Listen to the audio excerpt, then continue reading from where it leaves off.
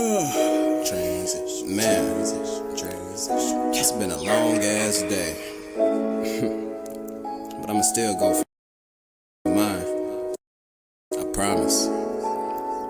I go straight for the motherfucking cash. Got a tank full of gas and the dude be the match. Got a bitch in the passenger seat with a bag. Little mama hit it once and she can't stop her laughing.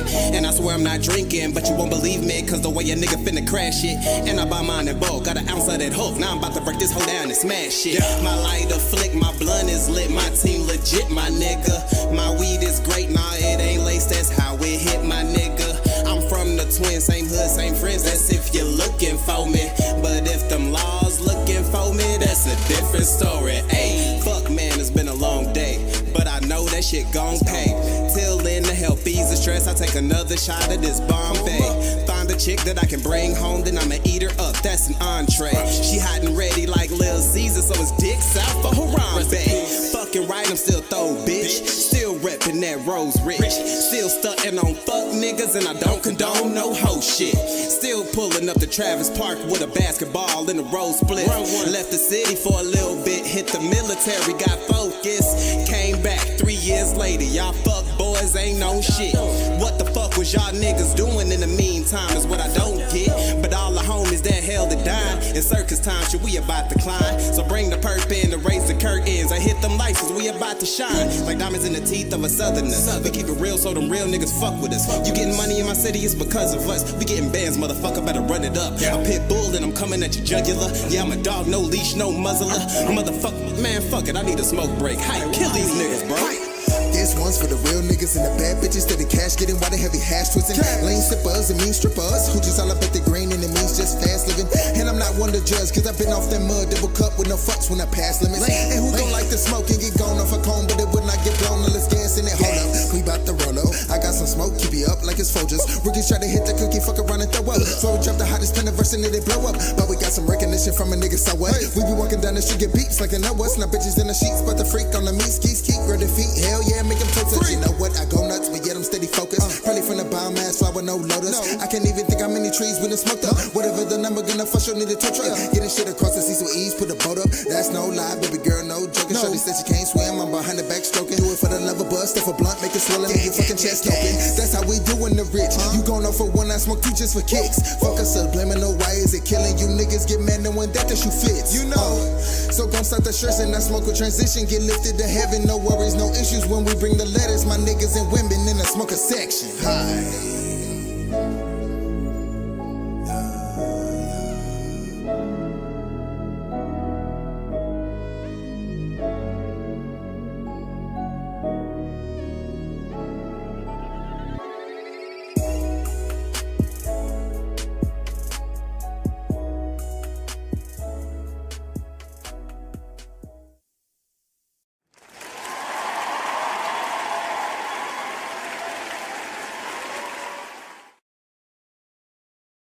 Yo, yo, yo, what's good, gang?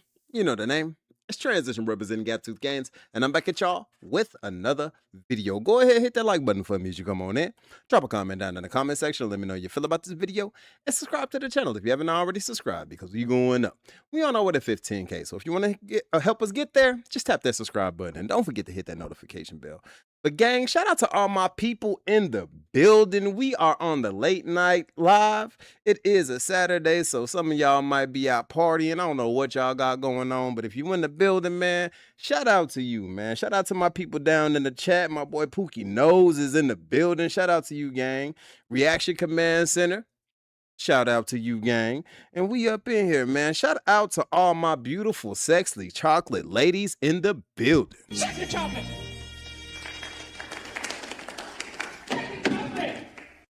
You know what I'm saying? Shout out to all my strong fellas in the building getting their gains alongside the Gaptooth, because you can't have the Gaptooth without the gains, baby. Oh, Hercules, Hercules, Hercules, Hercules. And last but not least, shout out to all my people in the building just letting that soul glow, because when it glows, it shines oh so silky smooth, y'all. Just let your soul glow. Just let it shine through. Just let your soul, baby, feeling oh so silky smooth. Just let it shine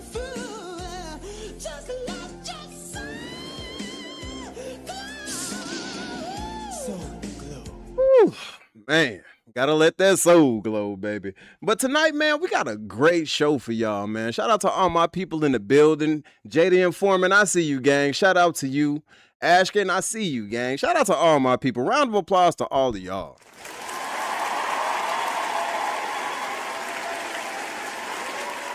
I hope y'all doing great tonight, man. Shout out for y'all being in the building. And the lineup is pretty good tonight. So we got a couple of things on list today.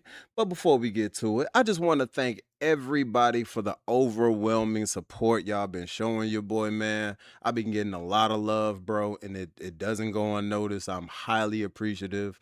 Shout out to my boy Assad Marley, who had dropped $10 in the Cash App or the Super Chat on the last premiere I did, bro, and for the donations he sent yesterday or the day before. Man, homie just been showing love, bro. Shout out to my boy City Banks, who been blessing me, man, on the chime side of things. Like, gang, shout out to all my people, all right? All y'all been blessing your boy. Shout out to my boy Reaction Command Center, okay? I wouldn't have this vape in my hand right now if it wasn't for him, all right? So he provided the smoke this evening, you understand me? And he provided the drink early. Bro had me on the drink early. Look, y'all, I don't be putting everybody in my business like that, you know what I'm saying? But your boy's back on the up and up, all right? I start my new gig Monday, so now I feel comfortable telling y'all. Man, look, y'all, I've been out of work for like damn near 3 months, gang. You know what I'm saying? So I don't like to bring my problems to the internet like that, but your boy been hurting, you dig? But we about to get back on it, man. Your boy got a new gig. It seems like a good one. And that on top of the YouTube, you know, everything should work out. So shout out to y'all. And for today's lineup, man, we're going to start off with Roda Osman. Do y'all not remember Roda Osman? You know, the brick lady.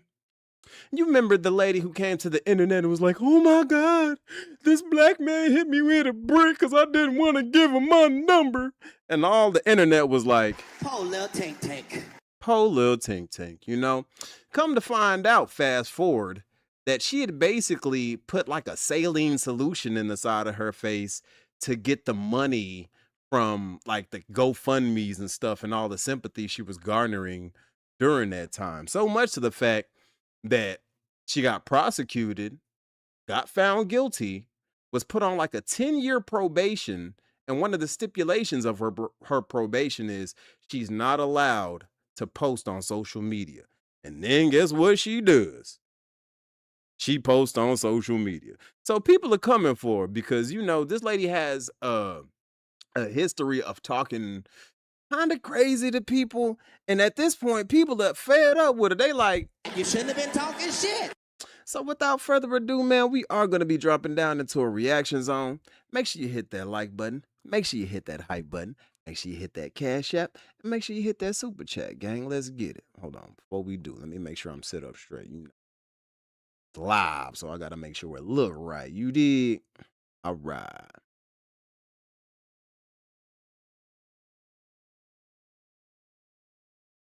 Oh, you the a woman that went viral, right? Yo, she the girl that went viral for the somebody threw a brick at you or something? You talk so much. No, I'm Oh, the internet ain't fucking real.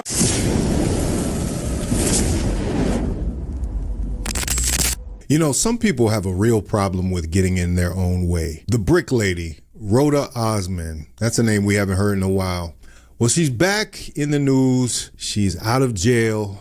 She served a little bit of time for her false accusations against a young man. Said she was hit with a brick. Just to jog your memory a little bit on the story. But she is now potentially facing a probation violation because she was given a 10-year social media ban as part of her punishment for this GoFundMe, this mess that happened. But one person that's always been consistent in this story is Daphne, known as the Celebrity Podcast.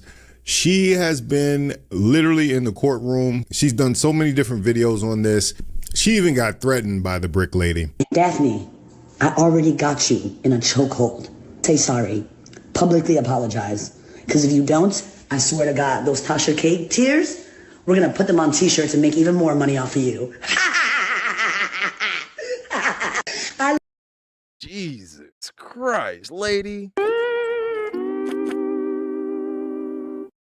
she sound like she could be cast for the voice character of Ursula in The Little Mermaid. You know what I'm saying? Damn, bitch.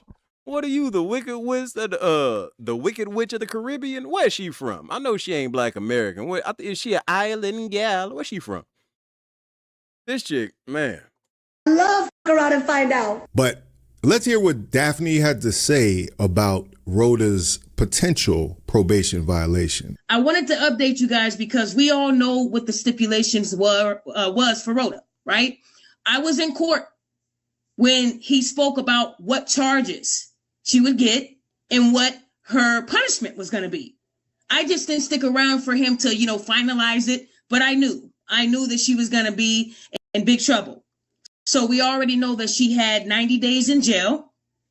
We know that she has to pay back $42,000 in restitution. We know that she had 10 years probation, right? And the biggest one of them all, 10-year social media ban. What that means is that Roda Osman is not allowed to be on any social media platform, right? So again, we know that Roda has a 10-year ban. That is not something that we're making up. I want to go back to the conditions. Hope you guys can see this. If you're looking at this here, these were her conditions. This is part 1. As you can see, we know that Rhoda was told that she couldn't commit no crimes. I'm only going to look at the check stuff. Defendant shall commit no crimes or engage in conduct that would get her arrested. The biggest thing at the bottom, defendant is required to submit to a drug and alcohol testing, right? And I don't know if y'all know who the queen of accountability is, but she is very thorough, gang. I be seeing her on like threads and stuff, and she be on these women's helmets. I remember I seen her on a post where a woman was trying to clown a dude, right? The woman was like, ugh, dudes at the bus stop be so fine until you remember that they waiting for the bus. And then she got up under the comment section was like, bitch, if you at the bus stop waiting with him, that means you ain't got a car neither. Like, what are you talking about? You know what I'm saying?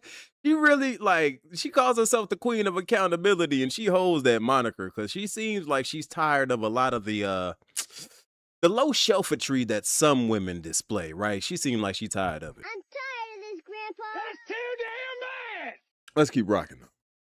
She doesn't have to pay any money because she doesn't have any money, apparently. That's why it was waived, right? So we all know that this is a real document. I don't fake documents. This is the receipt. If you look at the top of it, you'll see that the date that this was done was February the 2nd, 2026. So this document is recent, this year. So Rhoda was fully aware of this document. Well, how do you know that, Daphne? I figured you'd say that. Because she signed it. Rhoda was on live a couple days ago. That's Rhoda on Instagram Live. But Rhoda was on Instagram Live. Now, we know that. Let me go back because, sometimes my eyes get a little cloudy. Let me go back. I think it says Instagram. Hey, chat, speak to me. Does that say Instagram on that where he said she couldn't be? Y'all see that, right? I need anybody in the chat to confirm that you see where it says she can't be on Insta, right? So Rhoda thought if she went live, that doesn't count as posting. No, Rhoda, that counts. PhD student. So it blows me that it says that she can't be on Instagram, right? But we all know that that's Instagram Live. I mean, this just goes to show you, man, some people are really addicted to the internet, to social media, to think that all she had to do was avoid social media and she could pretty much be done with this whole thing. Now, probation, sometimes they say, is worse than actual jail sentence. You do the jail sentence, you get it out of the way. But now, correct me if I'm wrong, y'all, because, I've only been to jail one time in my life, and that was for like a weekend for some goofiness, right? But if you get probation and you violate said probation, does that mean you have to do the remaining time of your probation in jail, right? Because I know parole and or probation is basically like you're technically locked up, but you're free, right? You still under the rules of the jailhouse, but if you violate those rules, they'll put you in a cage. So is she risking, because she got 10 years of this shit, is she risking a 10-year sentence? in jail by getting on it. Like, I understand, social media these days, it's very hard to be in the loop and not be on social media, especially for women. Women, women live with their phone. All right, fellas, you can get a kidney from a woman before you get that password. All right, you know what I'm saying? But you this addicted lady that you willing to risk your freedom? It don't get that good for me, y'all. I'm sorry. She did jail. Now she's out in the public. I guess looks like she's in New York. I've been seeing videos going around of her in Brooklyn or wherever she is. And she is doing everything but what she's supposed to be doing. Not being on social. Hold on. Let's go back a little bit. Y'all know I'm a man now. Of her in Brooklyn or wherever she is. And she is doing everything. All right, now I ain't gonna lie, you thicker than some cold peanut butter, but you could tell she don't be hitting the gym or nothing. See, her booty bottomed out, all right? She got a big butt, but it's all like gravity pulling it down, you dig? She need to hit some squats, you know what I'm saying? Some deadlifts, some RDLs, you dig? A little bit of that. She be shaped up. She it's a lot of girls like her, bulldog in the face, but elephant in the waist, just thick. But what she's supposed to be doing, not being on social media. Literally, that's the reason that she's in the hot water that she's in now. Remember where you saw it first. She promoted her own Patreon. So I thought, you know what? She can't be for real. I know Rhoda ain't playing games. Wow. Ain't no way she on Patreon. So this is my theory. And forgive me because I don't have a PhD. I just have 4 degrees, 2 masters. But forgive me. I might not be all the way smart. But if I'm right, Patreon is considered social media. I could be wrong, y'all. I could be wrong. I make mistakes. But the last time I checked, you guys, Patreon is social media. Not only did she post on Instagram, she posted on Patreon too. Now, she might go around and say that that's not her. Somebody else is running her page, which is a good lie. And I figured you'll say that. But this is you on Patreon with that horrible BBL. Whoever your doctor is, you need to sue him. That way you can pay that restitution. Because this is one of the worst BBLs I've ever seen. And if you... Her booty is a little bottomed out like a Chevy that's sitting too low. But stop the presses, man. Shout out to my boy, FBA combat veteran in the building.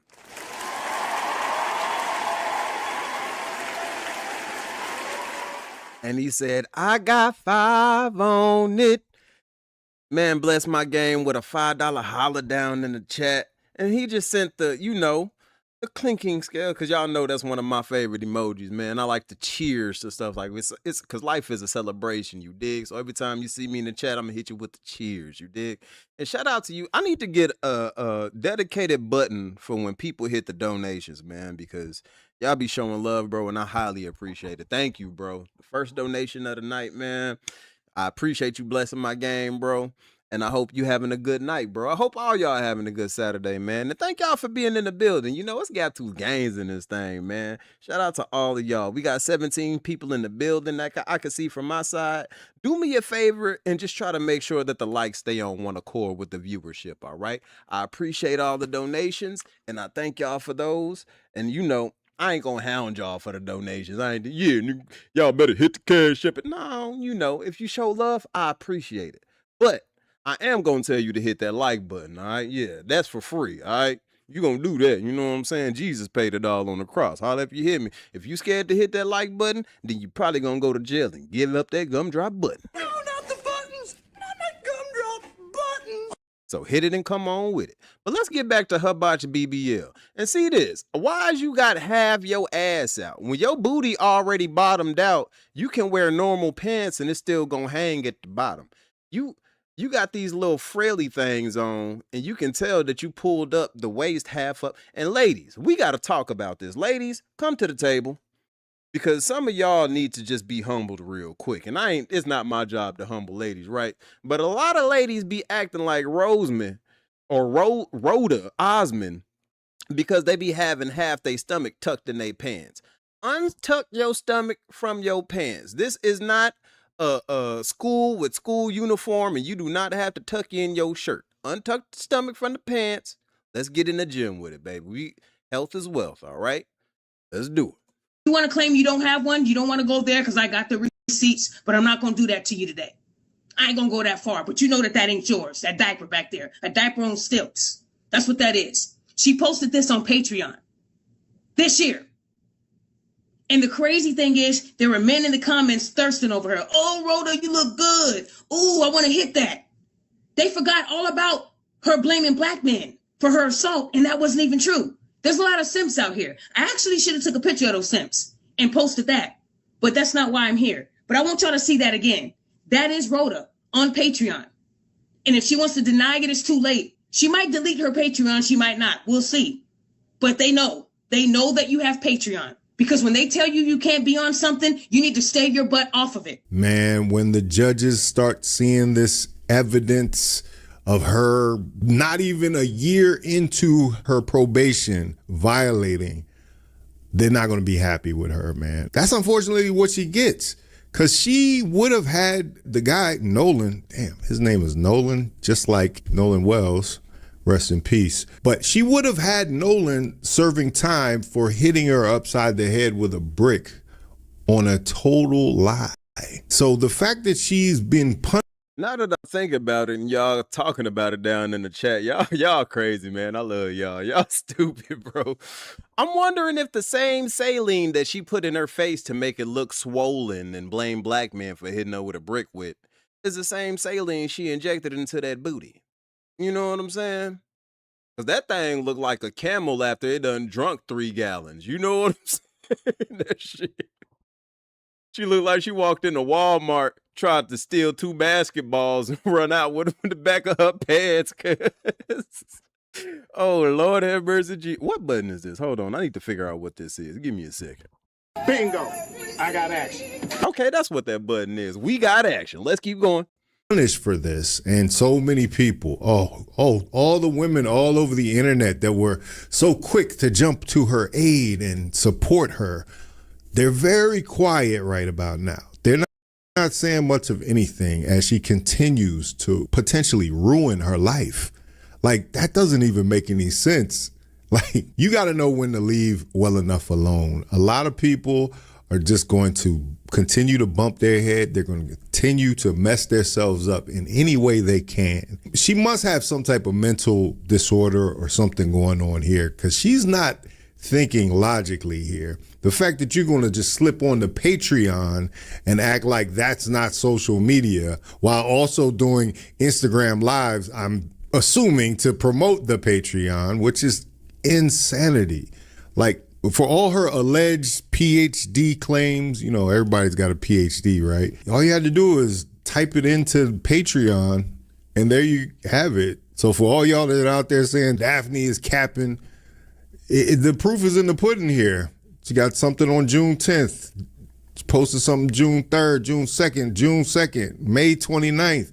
So she's just out here living it up on Patreon because it's behind a paywall. She thinks, I guess, nobody has the right to stop her from doing it. And she didn't even have the brains enough to at least delete the live after you do it on Instagram, right? Like, if you leave in a paper trail that them folks could easily just, like, you asking to go back to, you stupid lady. You know what I'm saying? And people were really feeling sorry for this lady. Y'all remember she had sparked a whole debate online basically about, you know, black men don't protect black women enough. And it was like, cuz. But I'm glad she did spark that debate because, you know, we needed to have them discussions and them talks. And how do y'all feel about that? Let's take a quick little break from this. Well, we ain't taking a break because it has to do with this. But during that time, there was a big debate on black women aren't protected by black men. And for me, I say this, gang. If you want to protect a random woman you don't know, that's your prerogative. I'm not saying don't. I'm not saying do. I'm saying, you know, as a situation calls, do what's in your best mind, right? But I know for me, certain things I can't just stand for. If I see a dude wailing on this chick or whatever and whoop-de-whoop and I have it in my heart to try to stop him, even at the risk of my own life, then that's just what that is.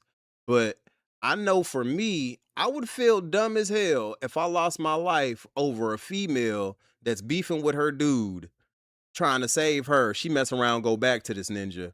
And now I done left my mom, my sister, my aunts, any women that I'm dealing with unprotected on behalf of a woman I didn't know.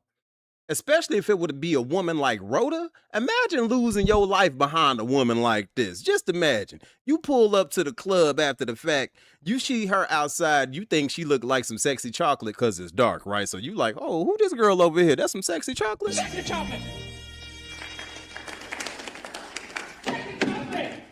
Hey girl, what you? And then you see her face all swollen and she tell you, these black men just hit me with a brick. And then you go off messing around about to lose your life fighting some dudes that didn't even do nothing to this woman. You just get to the pearly gates, you know what I'm saying? Jesus, my child, what are you here for? Jesus, I don't even know, Jesus. I was just, I heard that a lady got hit with a brick and I tried to defend her. You know what I'm saying? Really, I should have just told her. You shouldn't have been talking shit. But that was my bad, Jesus. Like, it's just all kinds of bad. And she's monetized as well. So I guess that's going to come into question when she has to eventually come up with that restitution. You had everybody hating each other. You had people threatening me, threatening Godfrey, threatening people because you lied. And you think that this is okay? But no, guys, that isn't all. Oh, she had fun on Pride Month. Look at it. There's her Patreon right there. Had her little pants down with her diaper showing. Y'all see her? Not her diaper showing. But she do got that ant butt, y'all. Y'all seen Ants or A Bug's Life? Take any one of them. Look at the ant butts in there. She got an ant butt. You know what I'm saying? Having fun, right? This is Rhoda posting on Patreon. After the judge told her she cannot do this. This was this year on Pride Month. So we're talking about June of this year. She has been posting. And the thing about it is, nobody said anything. What are we doing, people? She has been posting since November 22, 2025. Y'all, not even a month after she was convicted. She was right on Patreon. And I think Rhoda thinks that Patreon doesn't count. I don't know how you're going to get out of this one. Because according to the judge, you serve the rest of your time in prison. That's about 9 years, because you ain't even done a year yet. You haven't even done a year, but you on here having a blast. Y'all, I never, mind you, when she went to jail, y'all saw her crying. Let's go back. Daphne, I already got you in a chokehold. Say sorry. Publicly apologize. Because if you don't, I swear to God, those Tasha Cake tears, we're going to put them on t-shirts and make even more money off of you. Like I said, you can't stop some people from getting in their own way. They're going to continue to do this. But go check out the rest of the live stream on Daphne's channel, Celebrity Podcast. Go subscribe to her. Welcome her back. She's been all over social media and in these Facebook groups, undercover, exposing people. But hey, one thing you can't say about her is that she isn't consistent. Anyway, let me know what y'all think about it in the comments. If you like this video, like, comment, subscribe, hit the bell notification for all uploads. If you want to watch more, please watch one of these videos down below. Shout out to Fox Media.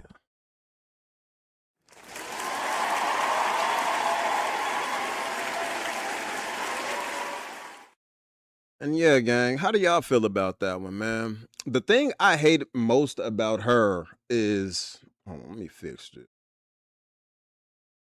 Ooh, takes me a little more centerpiece.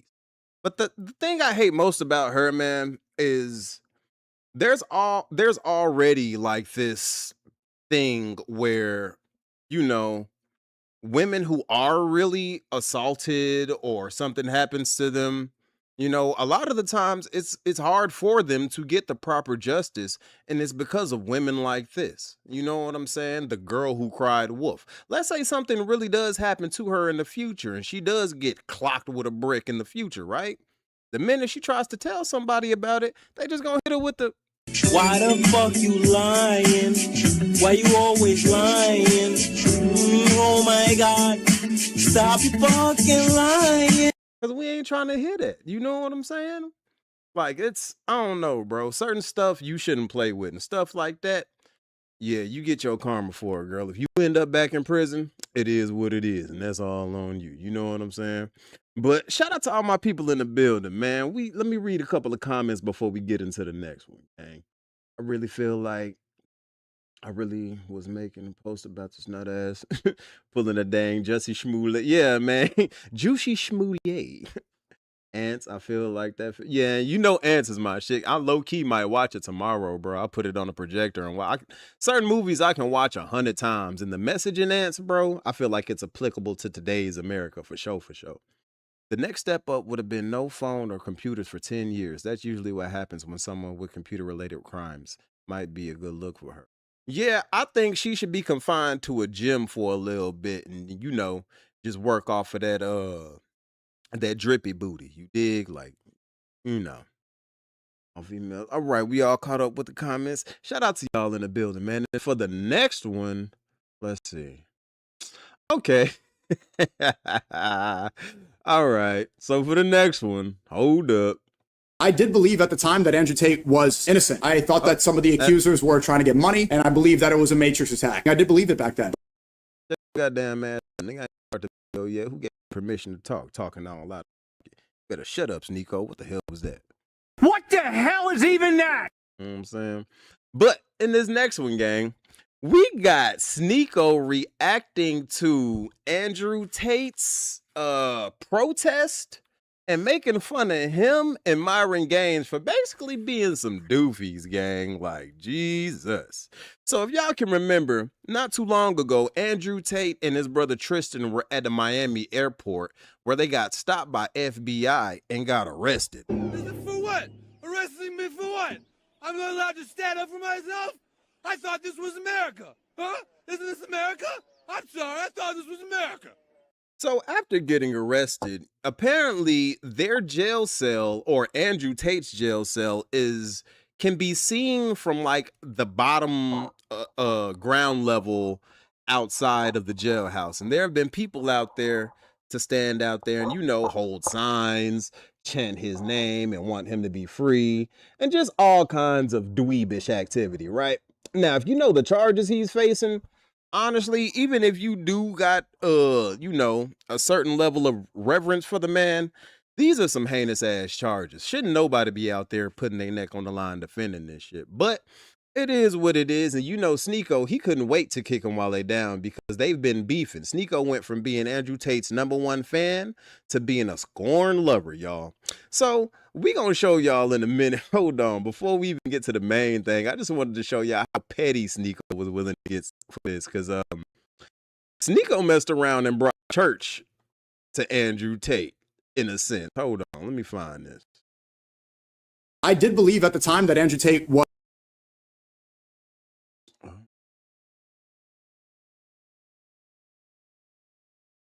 Damn, did I get out of it?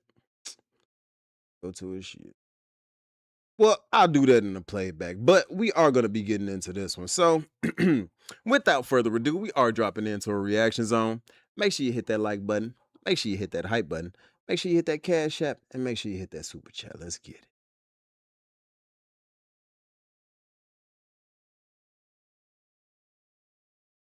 Was innocent. I thought that some of the accusers, I did believe at the time that Andrew Tate was innocent. I thought that some of the accusers were trying to get money, and I believe that it was a Matrix attack. I did believe it back then. But as I looked into it more, and I look at the new charge with child, and I've done a deep dive, it's clear that this is not just a specific Matrix attack, probably guilty of a lot of these things. Well, finally, it only took you about 4 years platforming him to the young, impressionable audience, him snaking you, doing all these things behind your back, only for you to come back around to a side that realizes that he might be a bad person. Thank you, Sneako, for finally realizing that Andrew Tate is a bad person after all the years of damage. Just thank you. The infamous Tate brothers are being held in federal custody in Miami, Florida, because they have done some things that are just outrageous. Not necessarily new, but they are outrageous. And with the hearing being pushed back to August 27th, their supporters have come around them and decided to wrap them in a blanket or a cloak of support that would have them feeling like they are loved to the nth degree, and that these people are there to see them seek justice. Free Top G! Free Top G! Free Top G! Free Top G! Free Top G! Free Top G! Free Top G! Free Top G! Look at this group of losers. This is just the most embarrassing thing that I've ever seen in my life. This rally literally turned into people bringing testosterone shots outside, people doing push-up contests to show how masculine they are. 24, 25, 26, 27. The lawyer of Andrew Tate and Tristan Tate cutting a WWE promo. Hold up, man. What the hell was that? What the hell is even that? Y'all outside doing push-ups for Andrew Tate? Y'all might as well be twerking for him, man. What are y'all doing? Y'all a bunch of grown-ass men. Get up off the ground. Homo front and center because he needs some sort of attention. It's a really weird and interesting sight. Nothing what a democracy looks like, and that is what the UK looks like now. It is a fallen regime. It is a despotic state. It is a state that hates men, that hates Christianity, that hates masculinity, and that hates Andrew and Tristan Tate. And of course, this hosted the usual loser suspects of people that you would think would be supporting Andrew Tate. Of course, Myron Gainz is out there on the front lines showing his support for his guy, Andrew Tate and Tristan Tate in this situation. You also have fellow Red Pill top G Justin Waller out there supporting his guys, the Tate brothers, you know, standing in arms with them. But there is a name that is now high key, low key. Justin Waller was with them when they got arrested. And I looked at one of the breakdowns of the arrest, and it seems like the FBI might have been getting tips from Justin Waller on exactly where they were at, right? Like during the arrest, there was somebody who tried to grab their phone from them, and the FBI wouldn't let Cuz near it. It was one of their bodyguards, right? He wouldn't let the bodyguard near. But he let Justin Waller go grab his necklace, his jewelry, his what, like, you know, like, I don't know, certain little stuff in that video I was watching was like, maybe you would have mold that, you know, snitched your friends out. Is not out there with them. Arguably one of the more impactful names in all of Andrew Tate's whole career, and that's Sneako. Sneako is at home realizing in real time that ultimately the things that he has done has been disgusting by supporting Andrew Tate and Tristan Tate based off of the charges being levied against him and all of the evidence that is piling up. And honestly, I think Sneako's whole assessment on everything, the charges and the protests, kind of summarize exactly where the state of the Red Pill community is. And I think Sneako, who for what it's worth is one of the biggest supporters and backers of the Red Pill community during its rise and ascension, and has a great assessment on the overall state of the Red Pill community. From the charges to the protests, he puts it pretty soundly exactly where the Red Pill community is. If you're new to this and you haven't already, please hit that subscribe button. It's gonna go a long, long way for the channel. The race to 200 is on and we're almost there. Now, back into the video. And I wish I saw it earlier. I was kind of blinded by, you know, the idea that we're speaking truth, this resisting the slave mind, the matrix. I did believe in that stuff. And it's a lot of it is a cult. And you can see some of these people are still in that cult. They believe that their demons are trying to stop testosterone, so they're doing push-ups on the sidewalk at the age of 40 years old.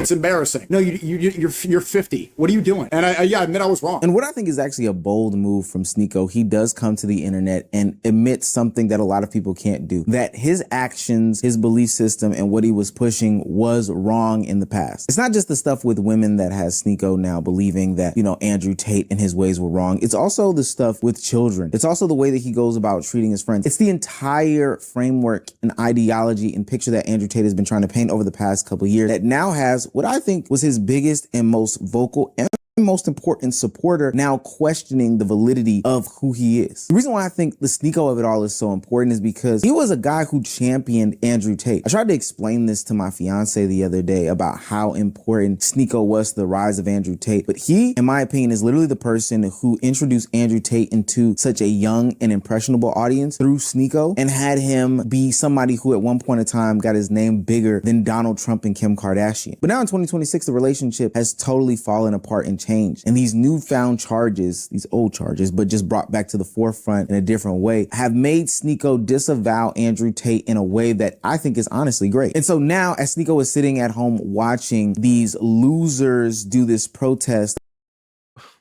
What is he wearing, cuz? Is you in your nightgown, Sneako? Sneako dressed like somebody grandma about to get wrecked by grandpa for Mr. Nasty Time. Feeling X-rated. It's Mr. Nasty Time. What are you wearing, gang? I don't never want that much money, y'all, where I'm just sitting up like I'm in a church robe about to go to sleep, guy. You look like you about to get to sing, my God is an awesome God, he reigned from heaven above this plane. My power and now my God is an awesome God. Sing it, Sneako. Now I understand why you had them black women singing church songs in your stream. I'm going to show that a little bit later because he was clowning on Andrew Tate. I ain't going to lie. He brought the whole choir out for cuz ass. I was like, all right, this is pettiness on another level. But let's keep rocking. For Andrew Tate, he can only sit back and reflect because maybe a year ago, he would have literally been on those same front lines, doing the same push-ups, having the same cardboard signs, cutting the same promos for a guy who should be going to jail for a long time based off these charges. I should have known that like this event was gonna draw so many fucking like clout chasers. Bro, nigga, 30 people showed up. We're all protests. I told you them niggas is done, bro. I told you the red pill is dead. You know how much pushback I got for that? When I said the red pill is dead, they all started crying. This is proof. This protest here and why I wanted to do the stream is to show you this is the finale of this red pill cringe era. These incel who hate women and don't really have any sort of universal idea. The red pill is dead. It's done. Now, he's not lying, right? As a person who was introduced to the Black manosphere around 2017, when I was introduced to red pill content, it wasn't all of this woman hating and all of this shit. It was about men becoming upwardly mobile. Like these were dudes in chat rooms talking about how to get how to own a convenience store, how to become a trucker, how to learn coding. Like these were different men in different professions basically trying to show other men how to elevate, stop being mediocre, stuff like that, right? At one particular point, it seemed like the space got hijacked by nerds. And that seems like it happened around the rise of Fresh and Fit, right? Like with other guys in the manosphere, you can tell that they weren't on some women hating stuff like that because a lot of the dudes that I was following, you can tell they didn't have a problem getting women, you know? But when Walter and Amaral Booty Dude showed up, dudes who, you know, didn't get women until they got a little bit of money, that pretty much invited all the rest of the incel brigade. Because think about it. Fresh and Fit's rise was meteoric. That shit was crazy, right? You can't deny it. They brought a production value that was just different to the red pill space. But they thrived on what I could like to call red meat content. You know, the Frank Castles, kicking bitches out, disrespecting women. Like, once it became about that, because that's all it really was. A bunch of incels in the chat who would donate obscene amounts of money just to see a woman get dumped on. Once it was like that, it was over because it wasn't about men anymore. It was about dumping on women. Like you made it about the bitch when it's supposed to be about you becoming a better man. You know what I'm saying? But y'all are basically on your knees for these content creators. Like even you, Sneako, you was on your knees for Andrew Tate once upon a time until he said, I'm about to bust. So we can't act like, you know, once upon a time the space wasn't different. It's a lot of y'all who came in with your cucketry, your incelness, and just your goofiness. But let's keep rocking. Now, for what it's worth, Sneako, you did bring these guys to the forefront in the mainstream. At least you aided in doing it, but it's good that you're spinning the block. And I think that you're absolutely right. These people are hanging on by a thread because of years of being exposed for being fraudsters, scammers, people who don't actually live the life that they say they live, and with little to no male improvement tracked back to the teachings that they've had. But this is great. Like one of the biggest supporters who has come out of this era is disavowing this whole movement in public. And the reason why he's clowning them is because his point is being proven by a protest that's supposed to support Andrew Tate. This is the quote by Miami Times reporter Natasha Yee. The smattering of millennial men gathered in the 90-degree heat appeared to span nearly every race and ethnicity, clutching homemade cardboard signs with messages like, "Thank you, Andrew Tate, for teaching us bravery." And the Tates are heroes to millions, though only about 30 of those millions appeared to make it downtown Miami on Thursday. Andrew Tate is not As far as I'm aware, he hasn't been proven guilty of anything. He has not been convicted. So I'm here to defend a man who defends men all around the world. Now, to be fair to Andrew Tate, he didn't tell the clowns to come out to support him. He did not tell the people to come and do the protest to be a shit show. All he asked for was his fans and his supporters, his true supporters, the true people that believe in the top G, to come out and support him and do a protest. Now, ultimately, are his fans and supporters clowns? Maybe that's true. If you look at the clips or any sort of writing about this protest, it's clear as day that more people that were involved were probably there for some sort of viral moment of it all. Then the captain came down last night and he was looking me in the eye like he wanted to hit me with a billy club. I said, are we okay? I said, man to man, you understand, I'm their attorney. I have a right to be here. Like, you understand that we're litigating for them, and you understand that we're going to shine a light into this prison. And Myron, you went to Turkey to get a hair transplant, cuz, and it's looking like you got plugged in the back, dog. Why can I see half your cranium from the back, bro? Look.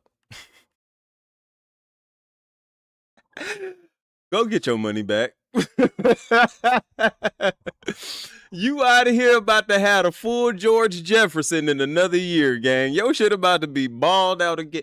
Go get your money back, Myron. Okay? It's not gangster, dog. I'm like, damn, I'm looking at his head and I'm just sitting here like, oh.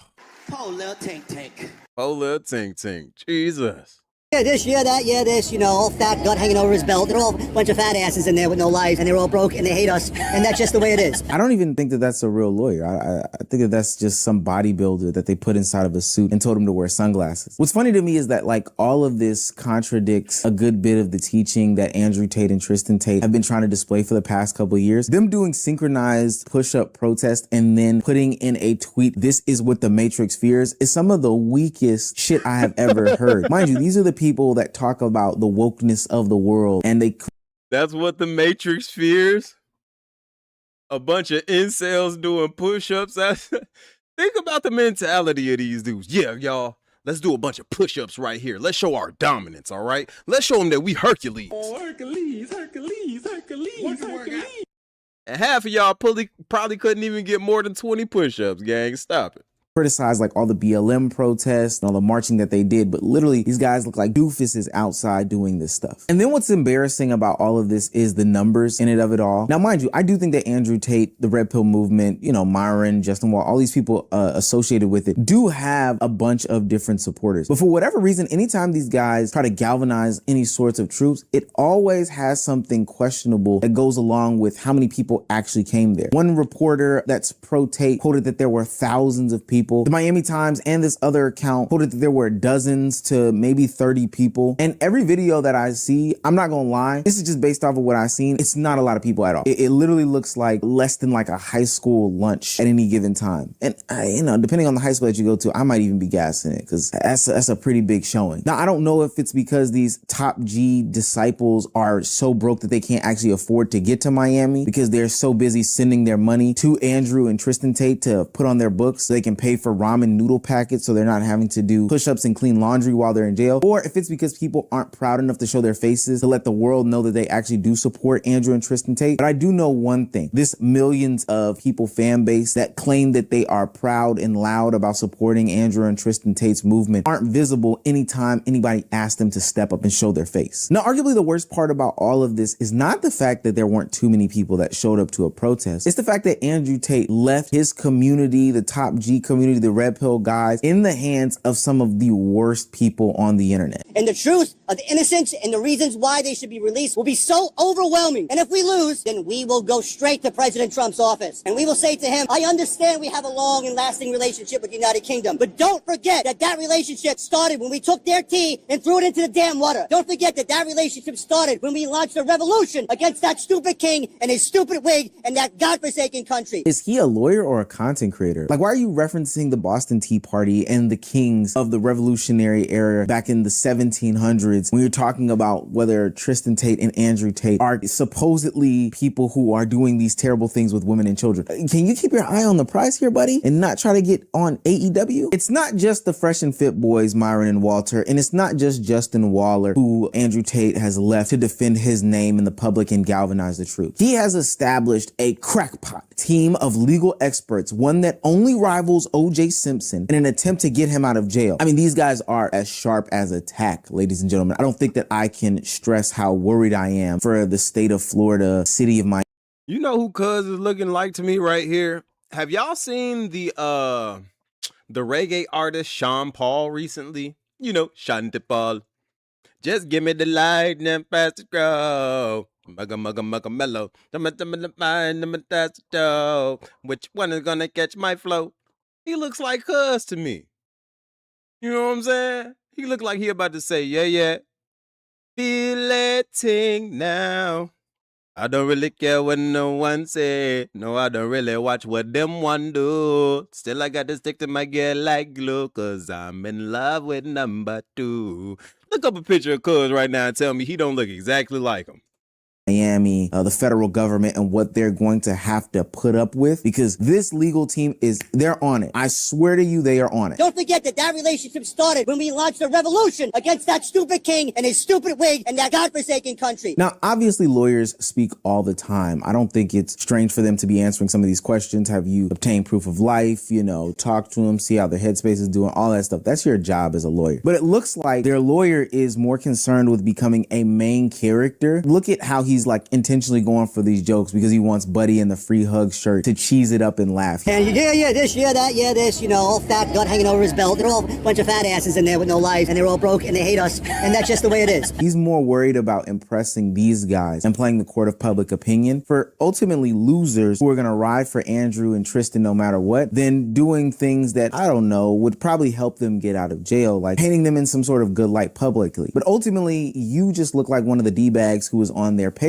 and who acts just like them. We've seen recently in court when it comes to Achud the Builder, how these actions from your team outside of court can help play into how the judge accepts narratives and stuff like that. So I don't know if it's a great idea for these dudes to be going around gallivanting and having the greatest time with Myron and Walter from Fresh and Fit, trying to get the laughs and chuckles from these idiots on the street as a way to get, you know, these guys out of jail if that's their ultimate end goal. But I had to look into this lawyer a little bit deeper to figure out who he was, because he came off clout chasey, and you got to trust your gut on some of these things. When he comes off clout chasey in these interviews, then you've got to assume that in real life he's clout chasey as well. Andrew Tate's lawyer's name is Joseph McBride, somebody who has taken on some pretty notorious and infamous cases in recent times. He was the guy who supported and decided to take on the defense for Richardo Big O Barnett, whatever his name is. You know, the guy who was in Nancy Pelosi's office during the January 6th expedition coup on the Capitol building. Now, this guy Barnett, with the help of Joseph McBride, went to trial and was convicted on all 8 counts. But at the end of the day, Joseph McBride still got that look, right? Huh? And then there's Keith Rainier, the founder of NXIVM, who also Joseph McBride decided that he was going to be a lawyer for. Now, Rainier has an interesting storyline, but McBride publicly questioned the FBI's work and argued that prosecutors had not proven every element of the crimes beyond a reasonable doubt. You're probably asking what Rainier was being put on trial for. He was ultimately a cult leader, somebody who was into some of the same things that their guy Andrew Tate is being put up on trial for: the trafficking, the exploitation.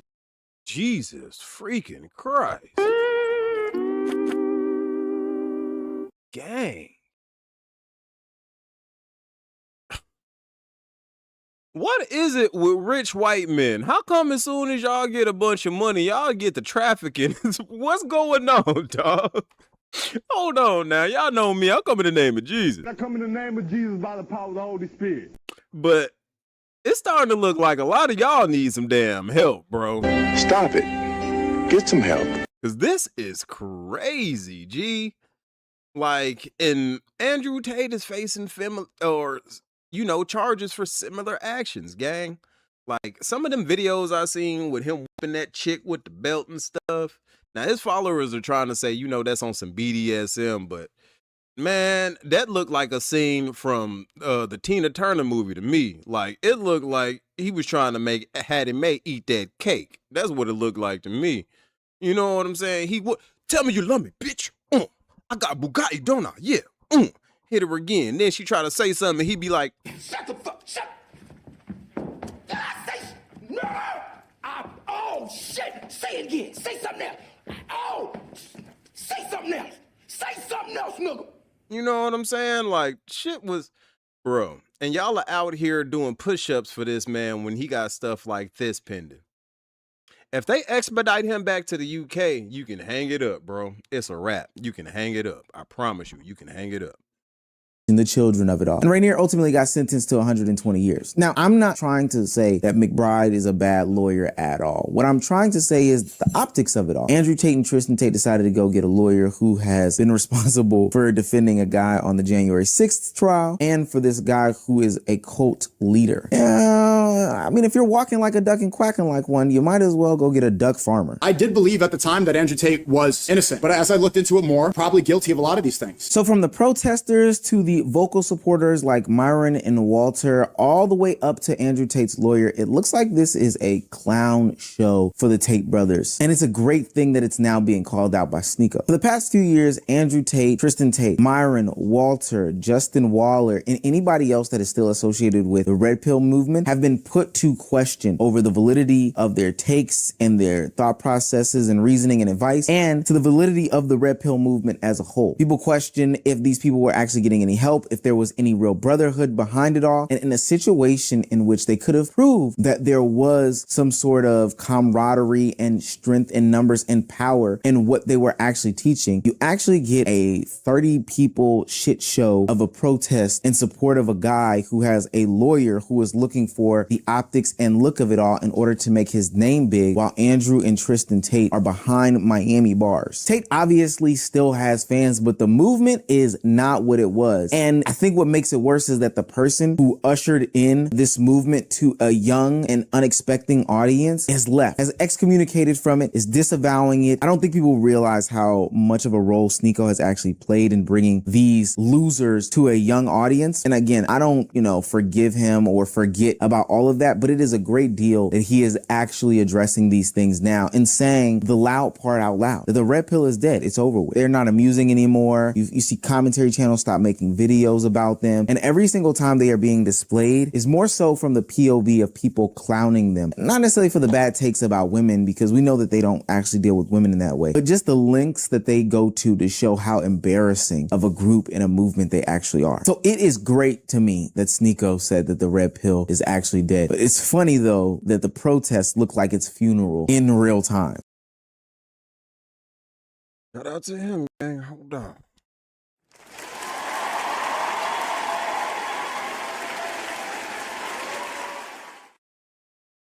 Oh, what you starting? Don't be starting nothing else. Oh, stop this. Stop this. There ought to be parameters between left and right where we can just agree. Out of pocket ass shit. Hold on. But yeah, gang, how do y'all feel about that one, man?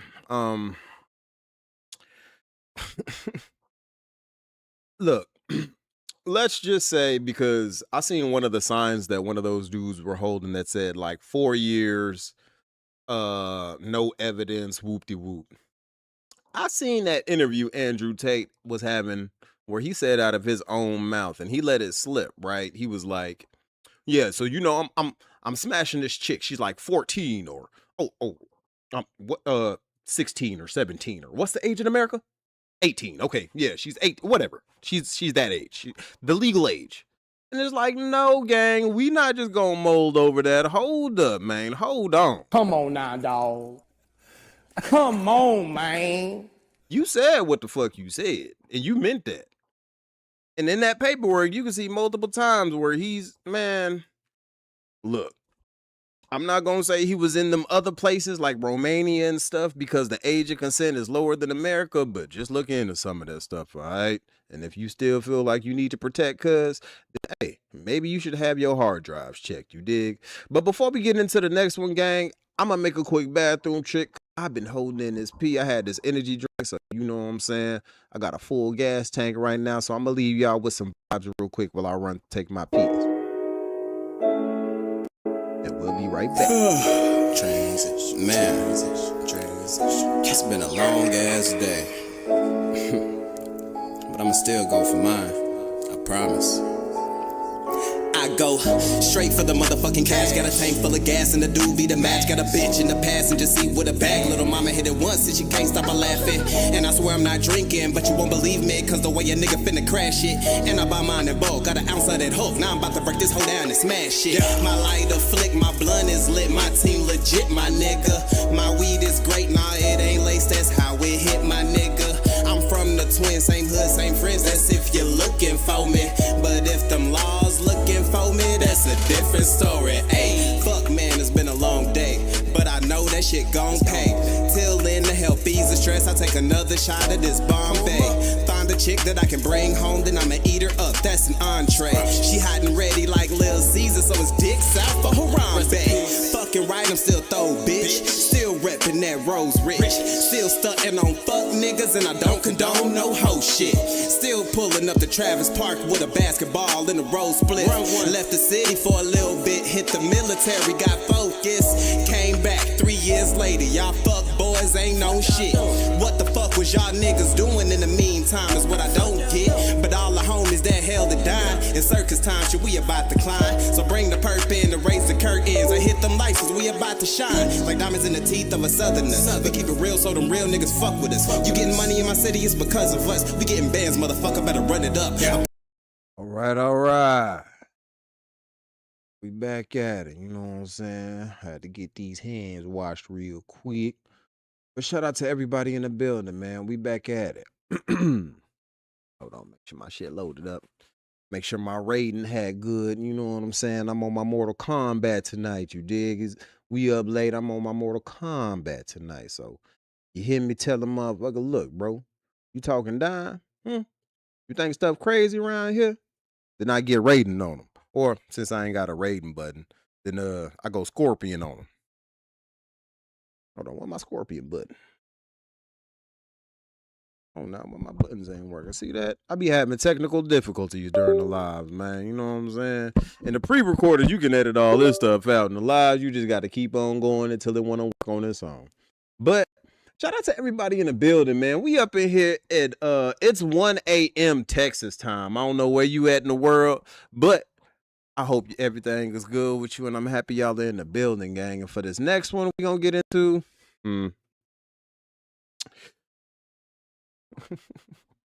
Okay, hold on. Let me make sure my button working.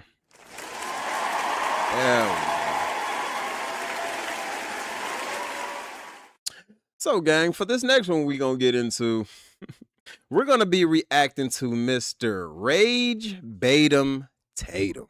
I'm going to make this clear.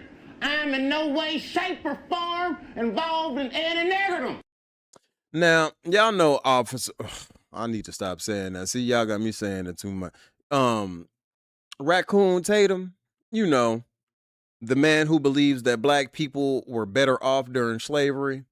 The man that every time he opens his mouth to utter any words at all, you just want to tell him, shut up! You better keep your goddamn mouth shut!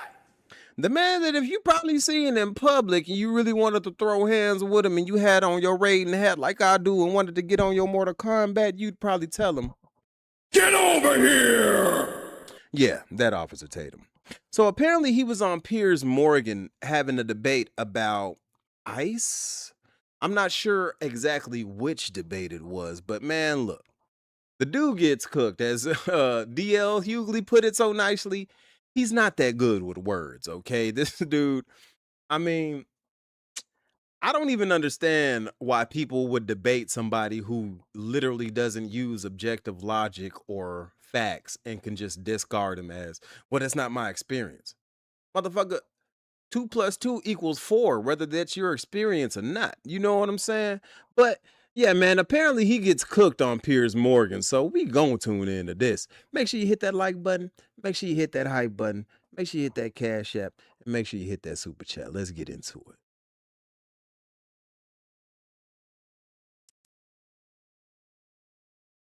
There ought to be parameters between left and right where we can just agree when something like that happens, we all say this is terrible and shouldn't be happening. Pierce, there's no jump to conclusion. I don't care about none of these people. They don't pay my bills. I don't have to say anything about Ilhan Omar. I don't really care. We already know who pays your bills. We already know who pays your bills. Brandon Tatum. Guys, we got Brandon Tatum on the stage again, and this is going to be where Tim Miller and Brian Tyler Cohen absolutely rail and destroy, absolutely crush Brandon Tatum. We know who pays your bills, Brandon. You pray to them every night. I'm not going to go any further. I'm not. Tim Miller and Brian Tyler Cohen are going to absolutely demolish Brandon Tatum. It's just about who does it more than the other. And Brandon Tatum deserves to be absolutely wrecked. Love watching when Brandon Tatum gets destroyed. Sorry, it's my little, it makes me happy. It's just small things in life, right? Small things in life. Without further ado, guys, let's go ahead and get right into the clip. Care about her, but the bottom line, and Donald Trump don't pay my bills either, but the bottom line is that I'm looking at this impartially. I don't know what anybody said. I saw the video, and it does not look consistent with someone trying to assault another person, which means I have never in my life seen a person get up, spray something out of syringe at someone's chest. It happened to be nothing, inert, and then she comes after him. You didn't see her back away from him. You didn't see her shy away from him. You didn't see any of that Brandon, nature. you would and say, the guy didn't even resist. Brandon, Before Pierce Morgan gets his chance on Brandon Tatum, let me just show you some of the context. This is a very important clip because Brandon Tatum has a lot of nerve. Let's just say. Sprays her with a strong-smelling liquid from a syringe. Now, that is a potentially extremely dangerous incident. No one knows what that could have been. It turned out to be, we believe, harmless. He is wrestled away. So Brandon Tatum says that move right there that Ilhan Omar did was fake. Yo, man, I can't even, she was actually nice. He said because she went after dude that it was fake and put together because she should have ducked and covered or something like that. I would have picked up the microphone at the pulpit and, okay, we don't promote violence, all right? All right, we're going to get back to it, guys. Please don't forget to hit the like and subscribe button and the notification bell. Thank you to everybody who's watching these videos. Sprays her with the syringe in the chest. She goes after him.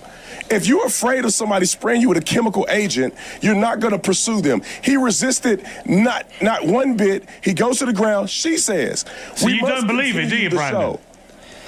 You don't believe it? I don't think that this was, I think this was staged. I don't know if it was true or not. Can I ask a question here? Can I ask a question? Okay. What if Alex Preddy had sprayed a liquid onto this ICE officer? Would you have Brandon? Would you have said that there was no threat at all? It'd be aggravated assault. And you would have supported executing him. No, just like you would have supported. No, that wouldn't have been justification. That wouldn't have been justification for the ICE agent to react. But merely holding a phone is justification to react. Who said that it's justified for somebody to spray something? We're talking about a specific incident where a man had a gun. They had a reason to believe that he was armed and dangerous. He had a gun in his holster. He was holding a phone. He was holding a phone. Can we talk about masculinity for a second, Pierce? I'd like to talk about masculinity for a second. I would too. I would too. Did he not have a gun on? Have you ever done law enforcement? Any one of you emasculated men on a thing? Have you ever done law enforcement? Have you Brandon, I can feel this one.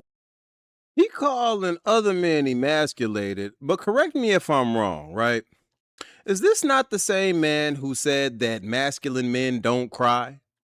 He wouldn't even cry if his son died, but then proceeded to cry on camera after he got the news that Charlie Kirk died. You know, the same Charlie Kirk he claimed to be good friends with, but he didn't attend the funeral. He wasn't allowed to speak at the funeral, right? That guy? But you masculine? Really?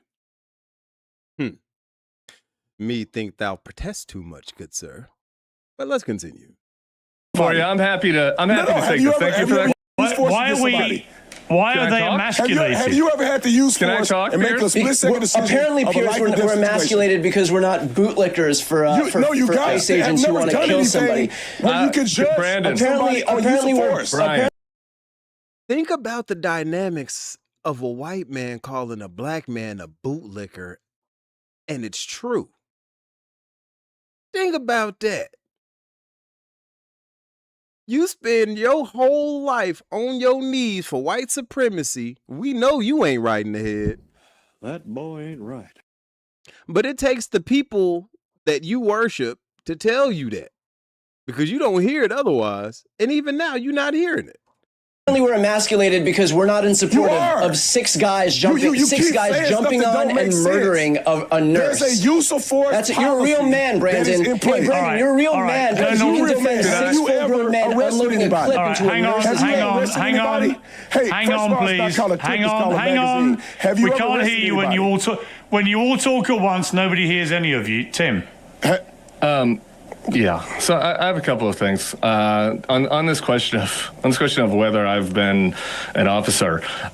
This appeal to authority, I haven't, but you know who has? The chief of police of Minneapolis. The chief of police of Minneapolis. Excuse me, Brandon. Let me finish talking. The chief of police of Minneapolis. Sorry, I'm sorry. That's a Philly. And you know what else isn't masculine? Cutting other men off. You being real emotional right now, Brandon Tatum. You know what I'm saying? You're showing your Negro side, boy. Come on now, dog. Come on, man. Because you know niggas, I'm saying hood niggas. Hood niggas don't debate, they argue. And that's what he's doing up there. He's arguing. You know what I'm saying? Should I pull up that clip of him resorting to his real hood nigga side? You know, I showed y'all that clip, right? Well, really, nigga? You gonna do this shit to me, nigga? When I catch you, nigga, it's on sight. Nigga, we gonna throw them hands. Nigga, I'm tired of this shit. No, don't say nothing. Nigga, my wife heard that. No, nigga, shut the fuck up. Shut the fuck, shut. Did I say, no? Oh, shit. Say it again. Say something else. Oh, say something else. Say something else, nigga. I bet his handlers were highly disappointed with him when that video surfaced. But Brandon, now, you know you can't be out here acting black, right? Now, I know you're a Negro from Texas, but we took you out of the hood, so you're going to have to leave that hood stuff at home, okay? Now, not singing our praises? Just keep quiet, Brandon. Go enjoy your flack back. You know, we gave you one of our white women. Go enjoy her, you know? But keep quiet.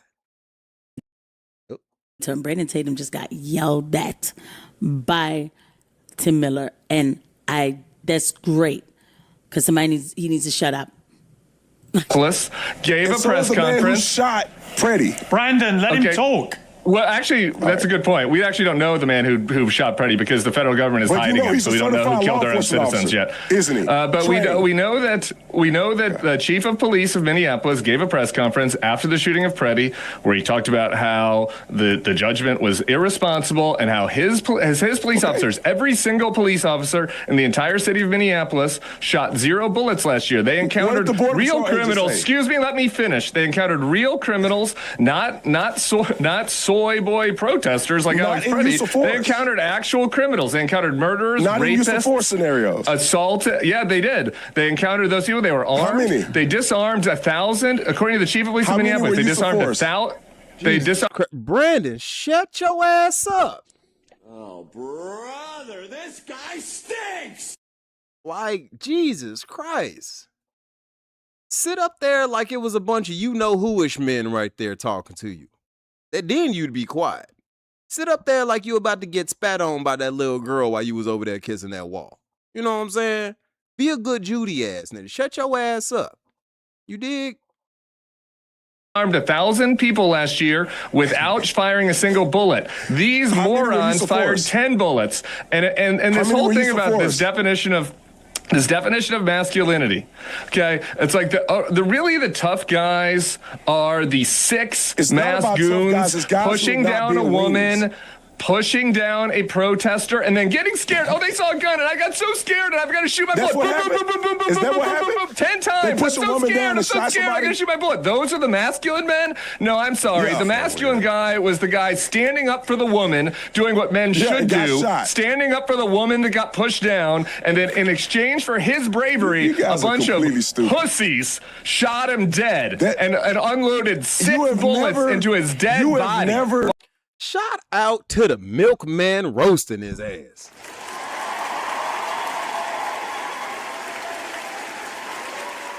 Because he's not lying, dog. There's a mass psychology behind a lot of people who end up picking up a badge and a gun. A lot of these dudes weren't good enough to make it to the military. A lot of these dudes weren't good enough to make it to the NFL. Raccoon Tatum. And they pick up a badge and a gun because they used to be bullied at home or at school, or they don't have any control over their lives at home. And they take out all of their frustrations on innocent civilians. You got a traffic infringement? Oh, shit. They might pull you out and beat your ass.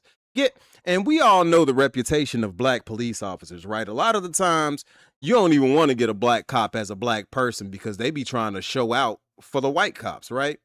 So I guarantee you anytime, I mean, look at how just biased he is right now as a political commentator. You can't tell me that biasness didn't, or that bias, my bad, that's not a word, biasness. That bias didn't play a part when interacting with people on traffic stops. Now, while you was in Arizona and, you know, they got a low population of black people, I guarantee you all your interaction with black people, you tried your damnness to escalate the situation because that's the type of person you are. And I say again, Mr. Raccoon Tatum. Stupid bitch. Shut your ass up. While he was laying on the ground. That's what happened. You have never Those are the emasculated men. And I wish we had more men like Alex Preddy, but unfortunately he's dead. Okay. Shout out to Tim Miller because it's true. I remember when they unloaded on that guy because they were scared. They were scared of a guy walking. They were so scared. And this is what Brandon Tatum is defending. Token Tatum. Sits there and defends this mess. Let me bring in. All right, hang on. You never arrested anybody. Let me bring in. You never. Okay, you were a cop. So what? Big deal. You're dumb. They let you in. Okay, wow. Carry a gun. You probably don't have a gun on you now. Quit acting like you bold to break. If you're in a scenario, think it's cool to just shoot people, do you have a gun on you? All the time. I'm concerned about your weapon. To be honest, I'm a little concerned about your weapon based on your judgment and how big of a wuss you are. A police officer. Brandon, how many people did you kill? Brandon, how many people you kill? If I may, Brandon, you don't have to be packing a gun to be a real man. I don't have a gun. More than most people in my country. The wussy said that. In fact, most people would say that if you feel the need to have a gun, then you aren't a real man. You know what I hate, right? Because I'm a gym bro, right? I be in the gym. I watch a lot of gym content. I'll see a dude post himself in the gym going hard, and one of the top comments will be like, you lifting all that weight just to get shot in a street fight or something, right? And it's like, homie, number one, does a person lifting weight really make you feel that insecure about yourself that you gotta, post something like that? But number two, if your first thought in any man-to-man confrontation is, I need a gun, homie, use a bitch. You probably need to go get in a boxing gym or something, okay? Like, that's bitch-made activity right there. Now, I'm not saying guns aren't useful. You keep that equalizer, but if that's your first resort and you're just eager to pull it, yeah, use a bitch. And the way you talking about, I was a police officer, man, you sound like Al Bundy talking about his, college football career. Shut up. We don't care about what you scored in 97, Ninja. What have you done lately besides shuck and jive?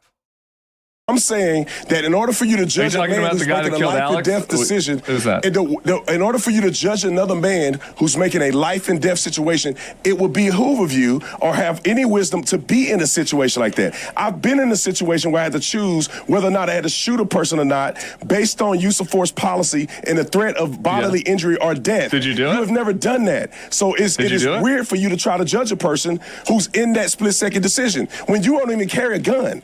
So how about you go on a ride along and do some training? It's pretty easy to judge, maybe you'll have a better perspective. It's pretty easy to judge, actually. The guy was laying on the ground. He was a corpse. And the guy shot him from a distance. Boom, boom, boom, boom, boom, boom, 6 times. It's pretty easy to judge whether it was a threat. And you can obviously tell that guy panicked. He shit his pants. Let me bring in Jonathan. I don't even got to bring in Jonathan because Tim Miller absolutely destroyed and bodied Brandon Tatum, and I enjoyed every minute of it. Thank you so much, Tim Miller. Dope video. Shout out to Tim Miller.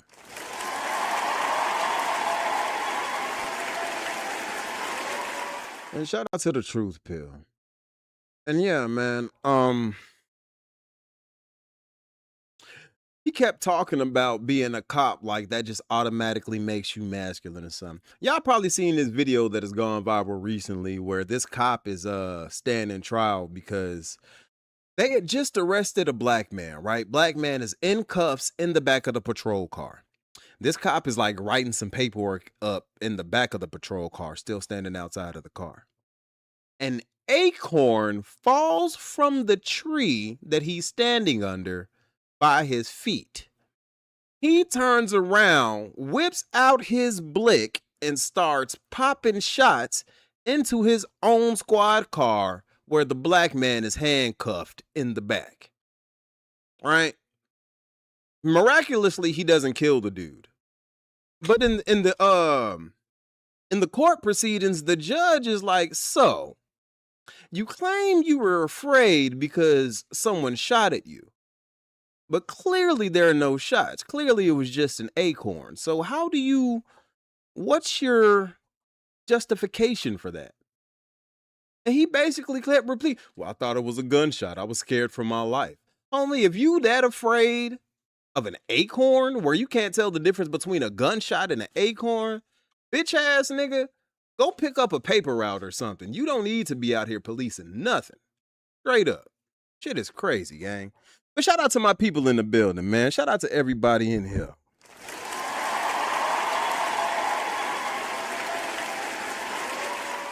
Yeah, Mr. Cocaine, you know what I'm talking about? You seen that, bro. That shit was crazy. Think of that man almost lost his life because this scary ass dude was afraid of an acorn falling. You know? Like, these are the type of people who don't need guns and basically free reign to kill people. Shit's getting crazy out here, gang. But hold on, let me see if I can't find something else, because honestly, those are the only ones I had queued up for the night. I wasn't planning on this to be a long live, I ain't gonna lie to y'all. But we up in here, man. If my people still rocking, then I'll keep rocking. You dig? What's up? I want to keep going, or should we end it right here? Put a 1 down in the chat if you want to keep going. Put a 2 down in the chat if you want to end it right here, because I could probably get into one more before we come up out of here. Let me see if I can't find one. Yeah, that'll probably be a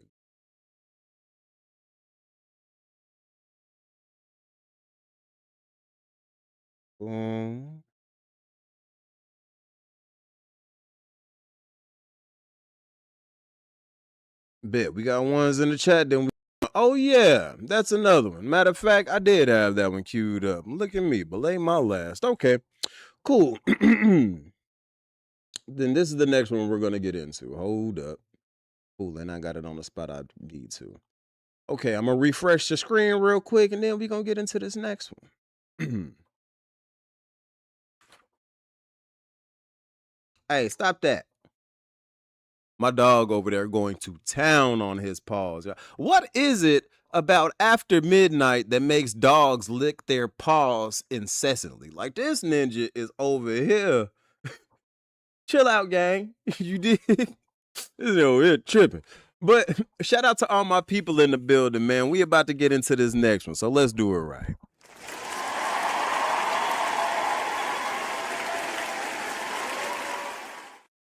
Yo, yo, yo. What's good, gang? You know the name. It's Transition representing Gaptooth Gainz, and I'm back at y'all with another video. Go ahead, hit that like button for me as you come on in. Drop a comment down in the comment section and let me know how you feel about this video. And subscribe to the channel if you haven't already subscribed, because we're going up.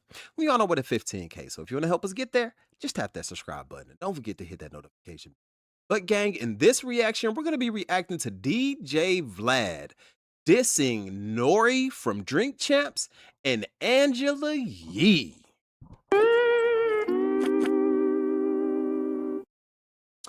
So, as y'all know, Vlad runs the platform DJ Vlad TV, right, where he does interviews. And Vlad is the type of guy who is big on reciprocation, all right? He's the type of guy that has gone to other people's platforms to do interviews, and he feels like if he does you that favor, he wants that in return. And apparently, he couldn't get that from these two, okay? He's been on Drink Champs. He's been on Angela Angela Yee's. I think he's been on her lip service independently. And when she was on Breakfast Club, he made some appearances on Breakfast Club.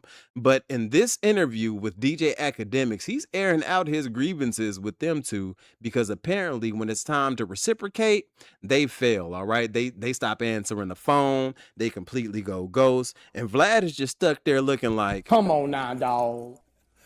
Come on, man. So without further ado, gang, we are going to be dropping into a reaction zone. Make sure you hit that like button. Make sure you hit that hype button. Make sure you hit that Cash App. And make sure you hit that super chat. Let's get it.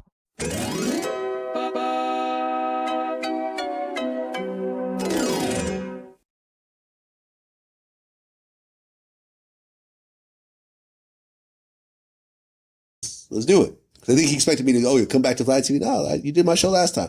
I've always been very, like, if you do my show, I will do your show. And I overreact sometimes, but I always have a problem with people who I do their show. When it's time to return the favor, I get the bullshit.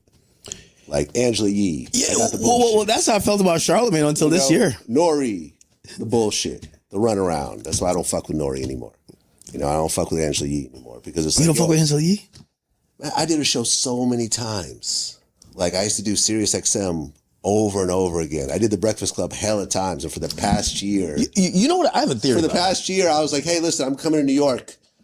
I want to get her on my show, and I'll do her show also. Oh, she's really busy this week, blah blah. For a whole year, she's really busy each week. Oh, really? So if Usher showed up in town, she'd be busy? Nah, she just doesn't want to do my shit. And I take that a little bit personally, because it's like I did your shit so many times. Yeah. And I asked for one appearance. And for I ain't gonna lie, gang. Vlad looked like he been eating. It looked like whatever weight DJ Academics lost, Vlad picked up. What's that Lil Wayne lyric?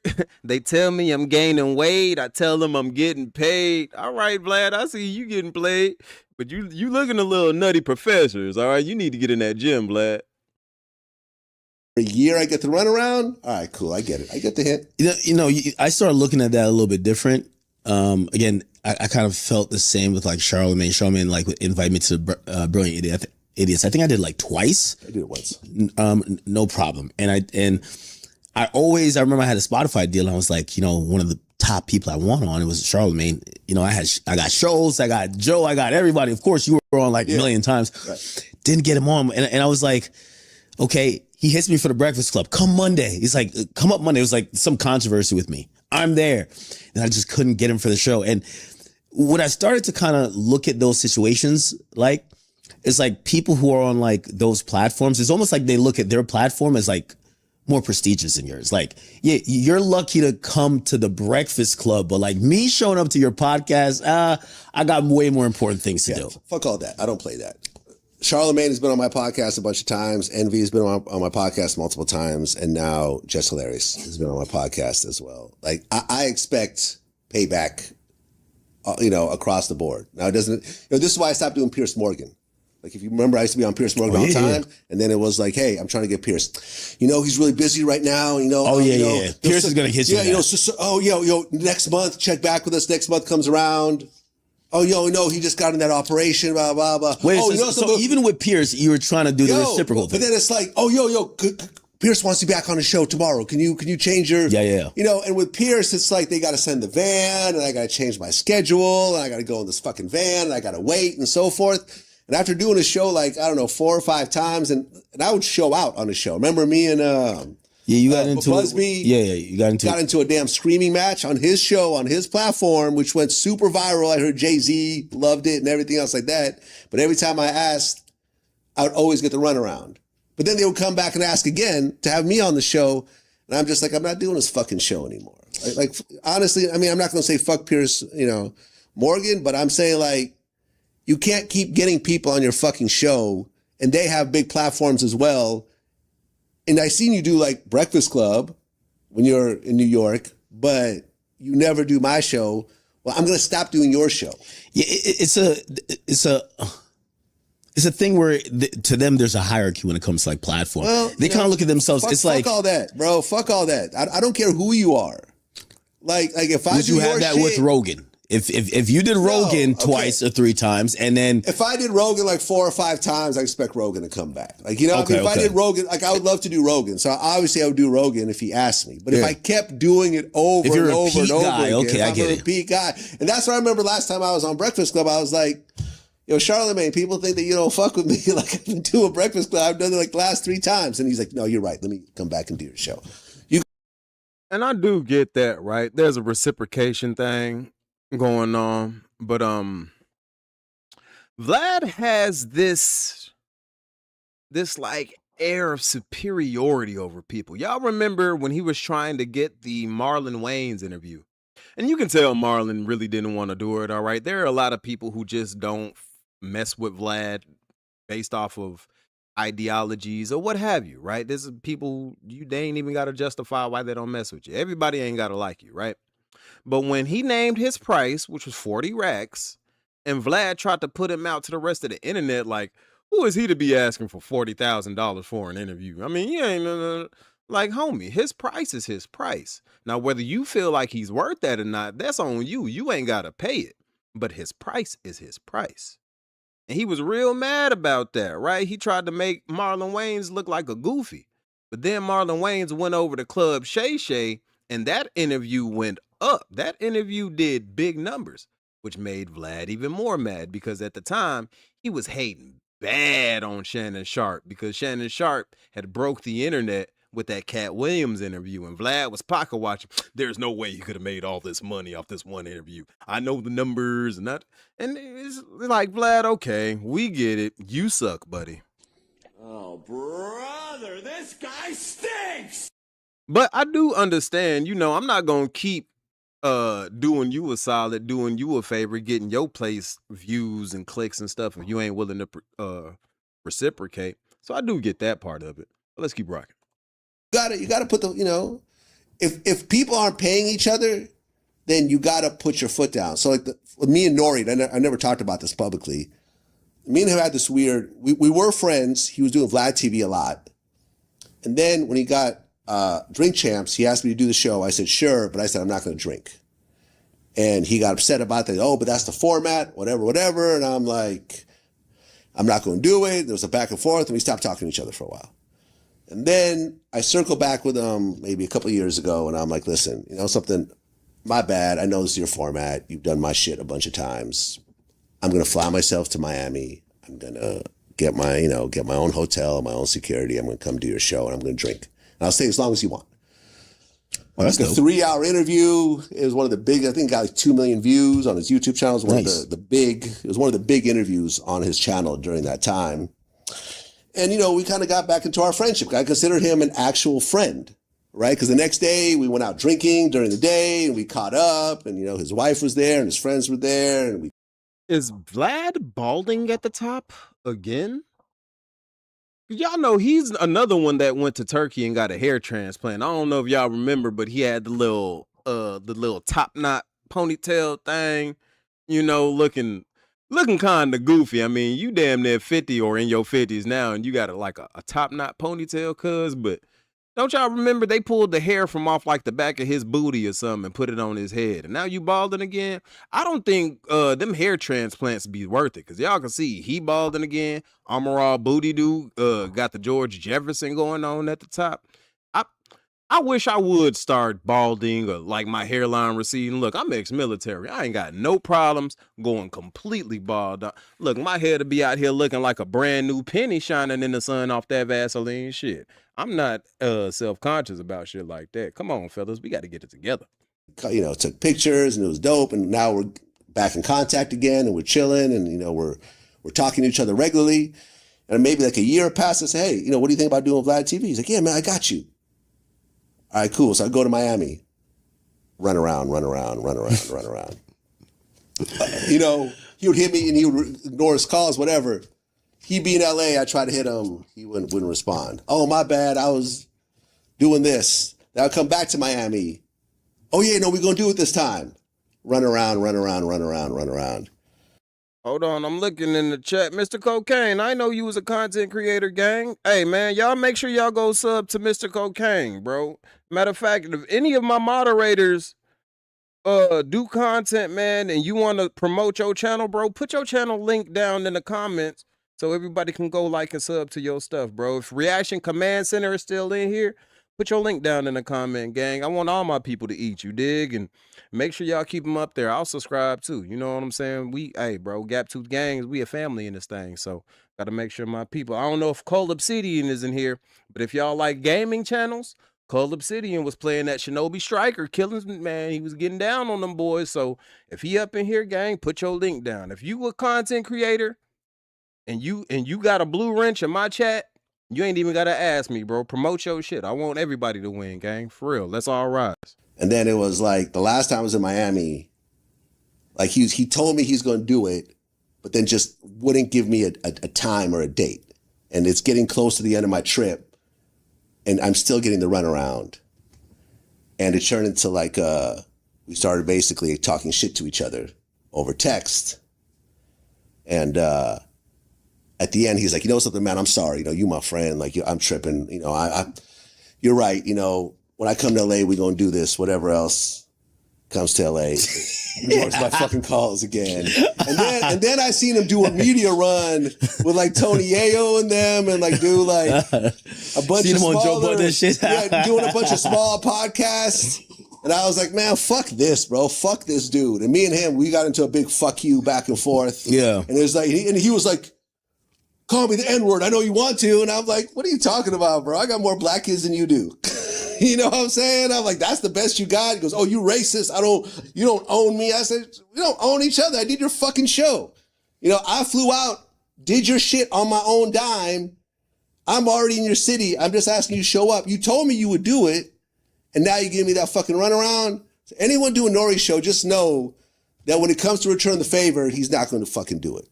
You know? Yeah. You know, start charging Nore to do fucking drink champs from now on. Because know that when it comes, you know, in return, he's going to fucking screw you. Nore's about Nore. You know, his word don't mean shit. He's a snake. That's the way I look at it. I don't fucking Nore anymore.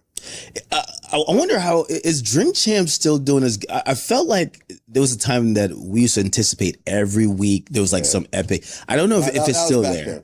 Well, that was during the Kanye era. And big interviews and so forth. I think we're in a different era now. The different era is not the, oh, you have that one-on-one interview or this person that no one could get. It's the, hey, you have the person that's probably accessible to everyone else, or the person that no one else thought to interview, and you're going to make the best content. I think you've pioneered that because, you know. I try, man. I try. But I've always been handcuffed in terms of my access. You know how Atlantic Records was here fucking with you? They don't fuck with me. Yeah, Atlantic Records showed up with a briefcase, with Trippy's album. They're like, hey, go listen to it, please. They brought a briefcase with an iPod. They're like, yo, please listen to the album. Yeah. I'm like, I respect it. I haven't talked to Atlantic in probably like 10 years. Oh, for real? Yeah.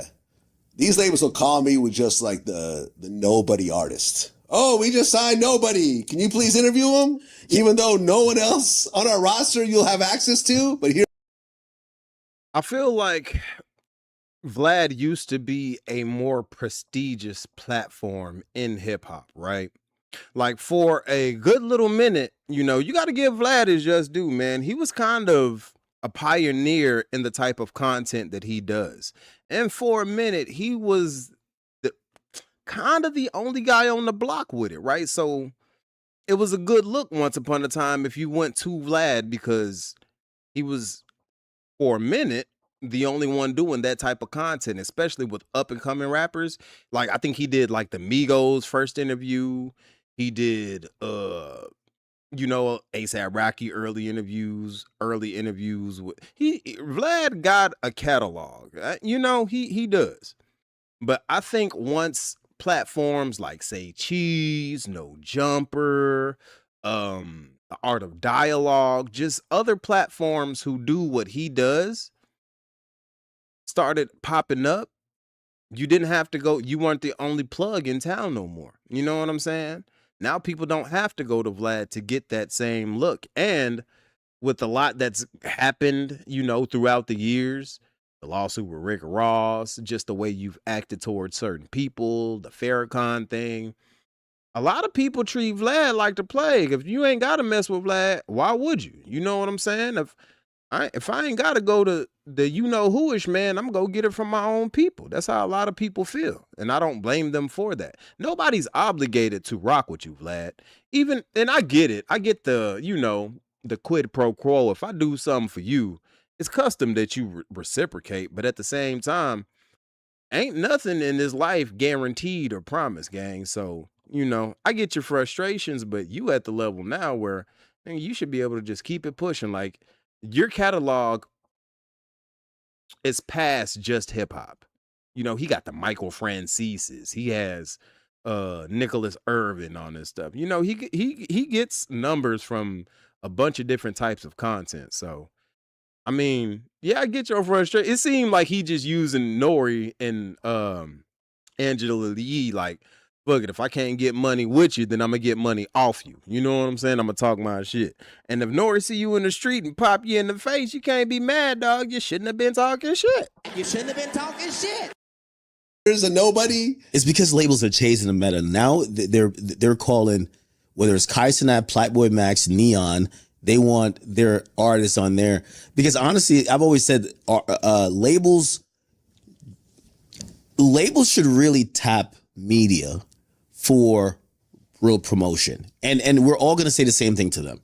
Your corny promotion that you're trying to do with your artist is not going to go viral, okay? What's going to go viral is you're going to allow your artist to come here into our world and let's make content. Yeah. That's the only thing that works. But they'll come up with some plan, be like, hey, here's this plan. Could you execute it? And you're like, this is going to be the least viewed thing. Thank you for the money. But this is the least viewed thing on the page, on the Twitter, whatever outlet you put it on. And that's why I realized they're always out of touch. Listen, not every artist is Drake. They could do a 20 versus 1 and have it go mega viral, or, give some family. You watched that? I watched some of it. What'd you think about it? And people are mad. Mad? Why? People are so mad. I think that's it for the Nore and Angela Yee thing. So we're going to cut this one right here. But shout out to DJ Academics, though.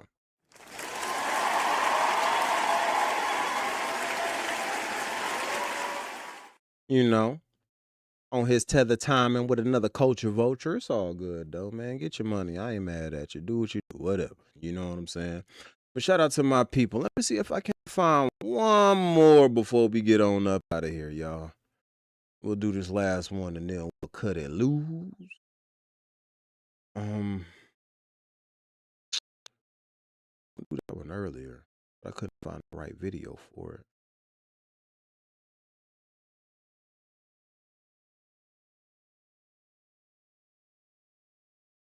Okay, we'll get into this last one. Shout out to my people.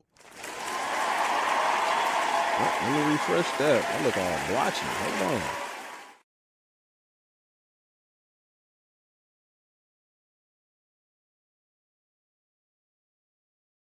Cool. We looking good now. All right, y'all. We coming around. We rounding that last base, man. So this is going to be the last one, and then we going to shut it down for the night. But don't worry about it. We got more content dropping in the morning. You know what I'm saying?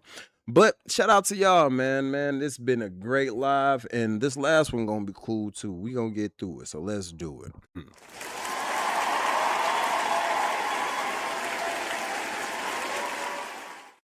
So, gang, in this next one, I don't know if you guys can remember, right? After the passing of Nolan Wells, and rest in peace, homie, there was this dude, this bottom shelf Brad, this baked potato head ass dude who came on live and was basically like, yeah, we did that. We know what we did. We always do that with y'all. Anytime we can get one of y'all alone, we know you can't swim, so of course we did that. Of course them boys did it. But you'll never convict him.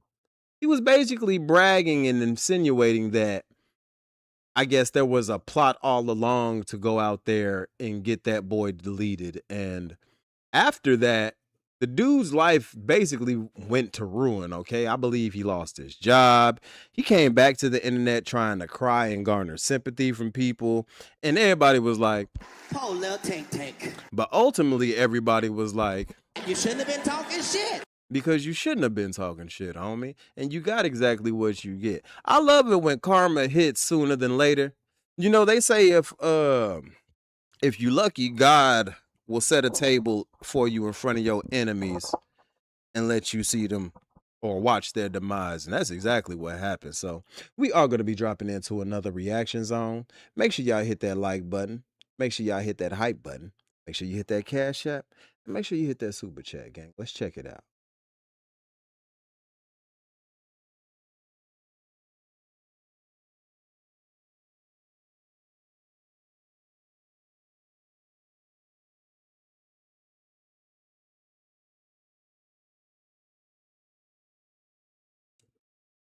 There we go. Yeah, they did it. Them boys did it. This is a tradition for us. Yeah, this is a tradition. We take you boys out in the woods. We throw you in the swamp. We throw you in the creek. We throw you in the springs and rivers. Yeah, we throw you in them oceans. Y'all can't do it.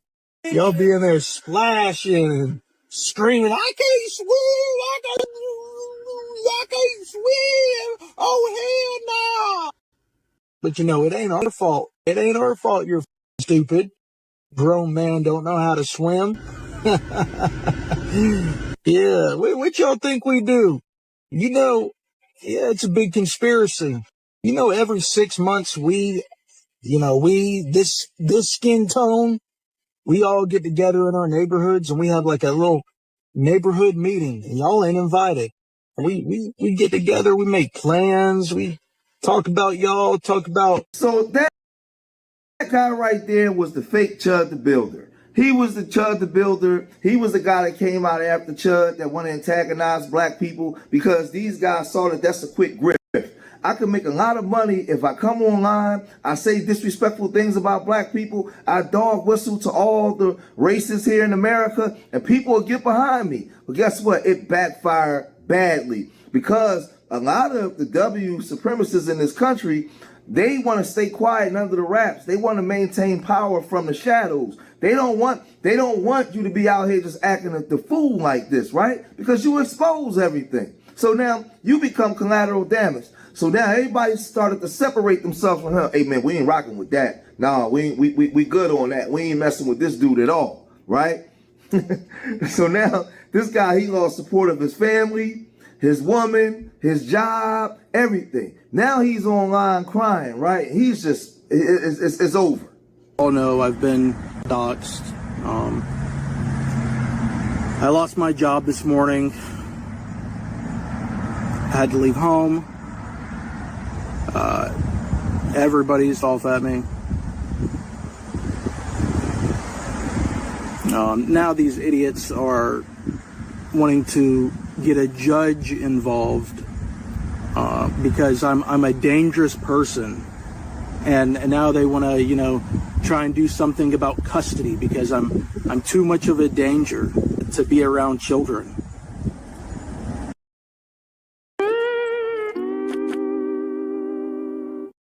What did I say earlier, y'all? You shouldn't have been talking shit. And now look at you. You were talking real big and bad in that other video. Yeah. You didn't care about the backlash then. Why you care now when consequences are rendered? Don't nobody want to hear that, Mr. Potato Head. Shut up, bitch. It's not so fun when the rabbit got the gun, is it? All because of a video. Clearly satire. I don't even, I might have a little bit of a country accent. Not much, but, I was using a country accent in the video.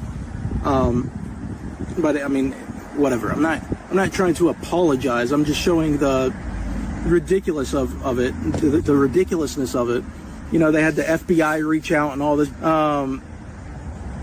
saying that I did whatever with Nolan Wells. It's ridiculous. Yeah, it's satire. Yeah, it's mocking you because you're stupid. Because here you are taking those young men that are, I guarantee you, they are innocent. They found no foul play. He left his keys and phone on the boat because he wanted to go chase a girl. You're in the water all day when you're on these islands. So yeah, he left it on the boat. And then he left chasing this girl. And then God knows what happened to him. Didn't know how to swim. I don't know. So if you truly believe that, then why did you make a video saying, yeah, you know we did that, right? Yeah. Yeah, you know me and the rest of the bottom shelf brads get together and we participate in the milk militia. And what we do is we have meetings about y'all, all right? We talk about your big old wieners. Yeah, that's right. We discuss all of the women of ours that you're smashing, and we let them know they're mud sharks and they can't come back to our side. If you really felt like there was no foul play involved, then why would you put that on them boys like that? Now, we all know it was foul play involved. Even you do. But the fact that you were brave enough to come out joking with this, like, think about that, bro. You ain't even let them bury that kid yet before you came out here trying to show your funky ass. And we supposed to have sympathy for you, my guy? Really? I think not. No, we good. Let's keep rocking. So, yeah, you want to accuse these young men and try and have their life ruined while they're innocent just because of the color of their skin, because you hate them, because you're the racist. And all y'all just so racist, and y'all racist. Y'all racist. Y'all just hate us for nothing. You know, y'all born like this. It's in your blood. Your parents teach you this. Blah, blah, blah. No. You make us like this. So you come online, you did this, right? You came online thinking it was funny about a 18-year-old black boy losing his life, right? You make jokes about it with your face online. Your people, not black people, your people ostracized you. Your people told you got to skedaddle. Your people told you got kicked you to the curb. Your people told you wasn't fit to be around children. Your job fired you. You did this to yourself, but somehow it's black people's fault. Somehow you online putting the blame on black folk because that's the way you lied to yourself. You did this. Your people said you ain't fit to be around anymore. That was your people. Your people the one ain't taking up for you. Your people the one that ain't backing you because you thought that your people would back you. So, see, remember I always tell y'all, it ain't the fact that he did this. It's the mindset that told him it was okay to do that. It's the environment that he came from that told him that it was okay to do that. Well, now that environment is no longer protecting you. Your people is the one that turns your back, they back on you. But yet and still, you online attacking black people like this. No, aren't you? No? So my city's undergoing like a $78 million transformation downtown for the parks. And of course, all it's going to do is become a haven for I just had to walk through some stairs to get to the sidewalk. But it's just becoming a haven for like this here. And this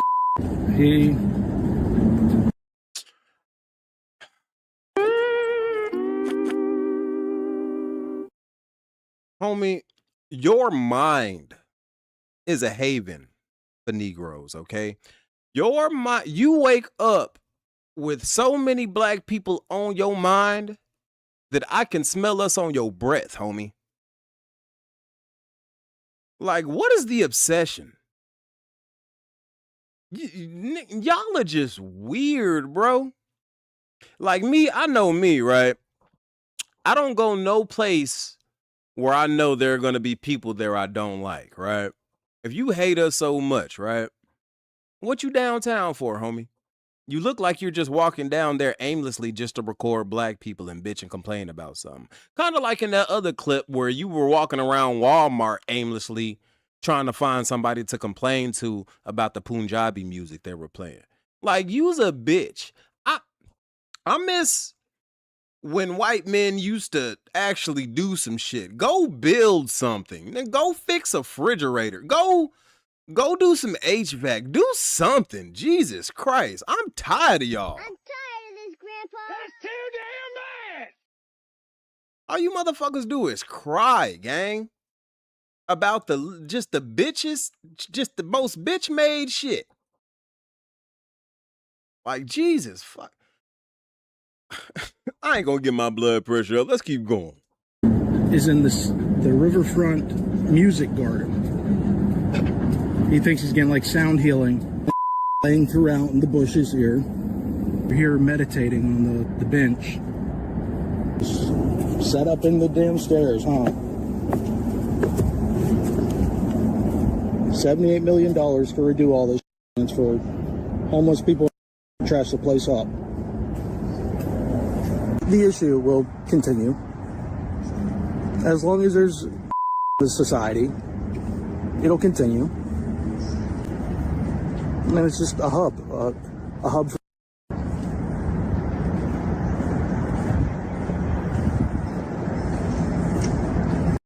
Now, while he walking around, I want y'all to notice that that place is virtually empty, right?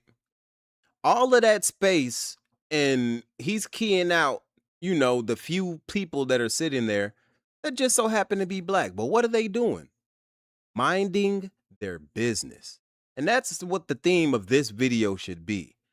Mind your business. Had you just minded your business the first time, you wouldn't have lost your damn job. You'd still have access to your kids. Your family would still talk to you. But you wanted to be Mr.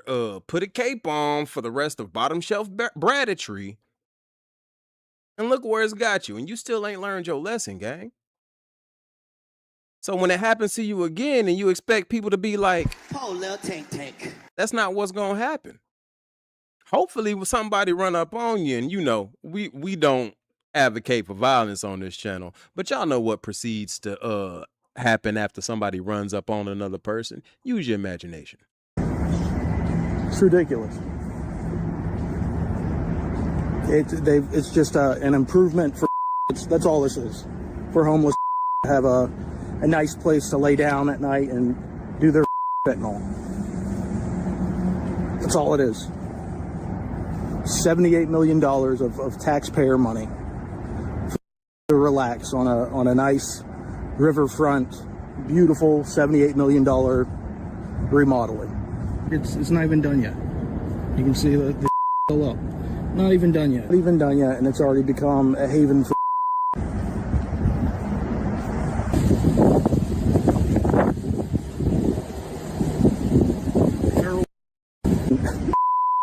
Doing boxing right here. Let's see those moves. Let's see them.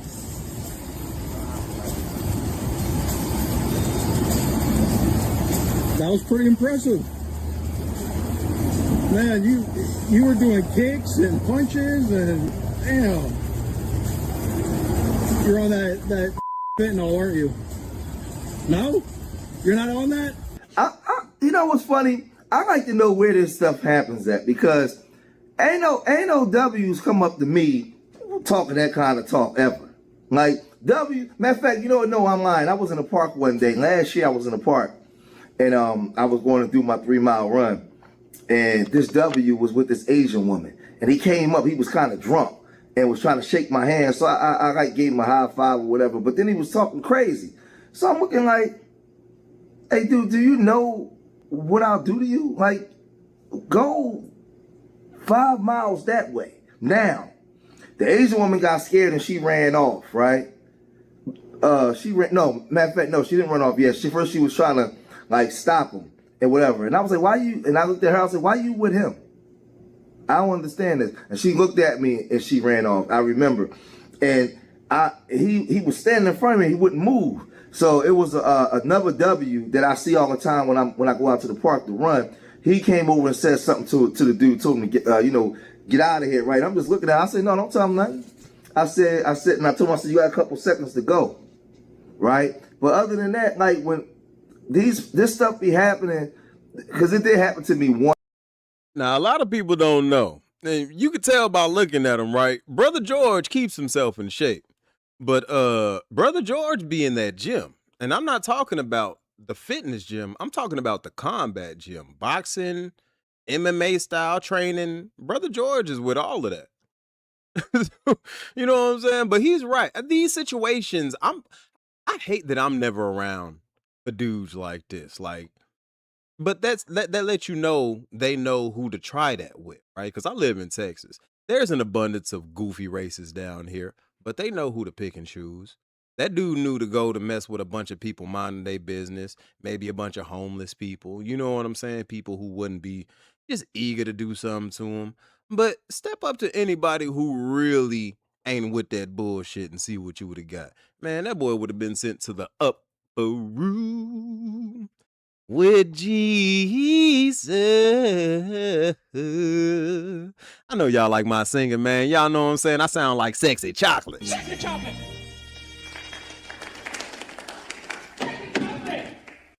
Sexy chocolate.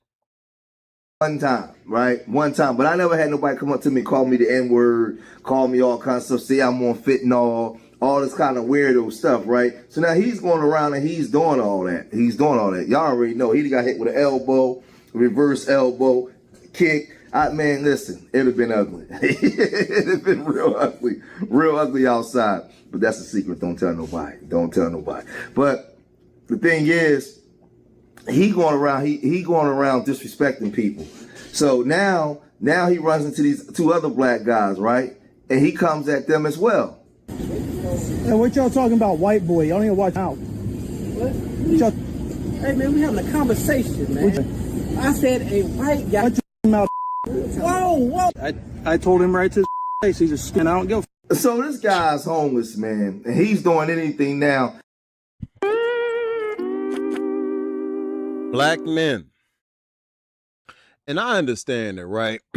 A lot of black men, bro, we be, especially when we get into confrontations or somebody's being confrontational towards us, we have to think 10 steps ahead, okay?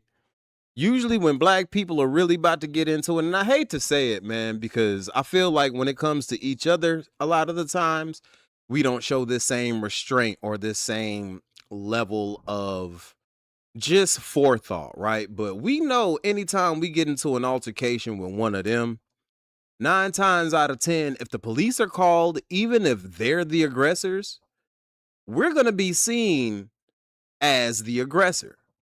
I told y'all a story, that was a while ago I told that story, so a lot of y'all probably wasn't in here for it, but basically I told y'all a story about the time a racist man who I used to deliver car parts to for my old job had basically had me pinned in the back of my truck, so to speak. Like he was blocking my walkway and basically got up on me to the point where I had settled it in my mind, dog. I did everything to try not to harm this old dude because I know that once the police would have gotten there, all they gonna see is an angry black man and a knocked out old white man. But the way this dude was really in my face talking crazy, y'all, I took off my glasses and I said it out loud. I was like, I'm going to jail tonight. I'm going to jail.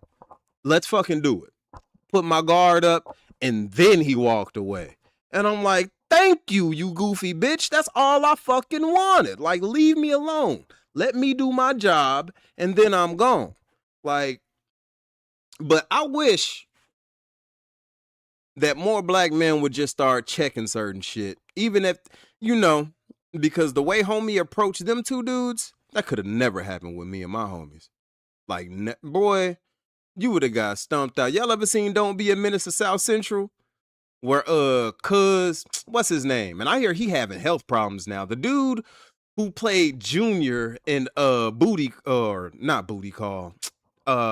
Club. You know, when she was like, I just came here to dance and that's it. And then they took it from her. The dude in that, when he was in Don't Be a Menace, and he was like, yeah, man, I heard you was talking crazy to my cousin and things.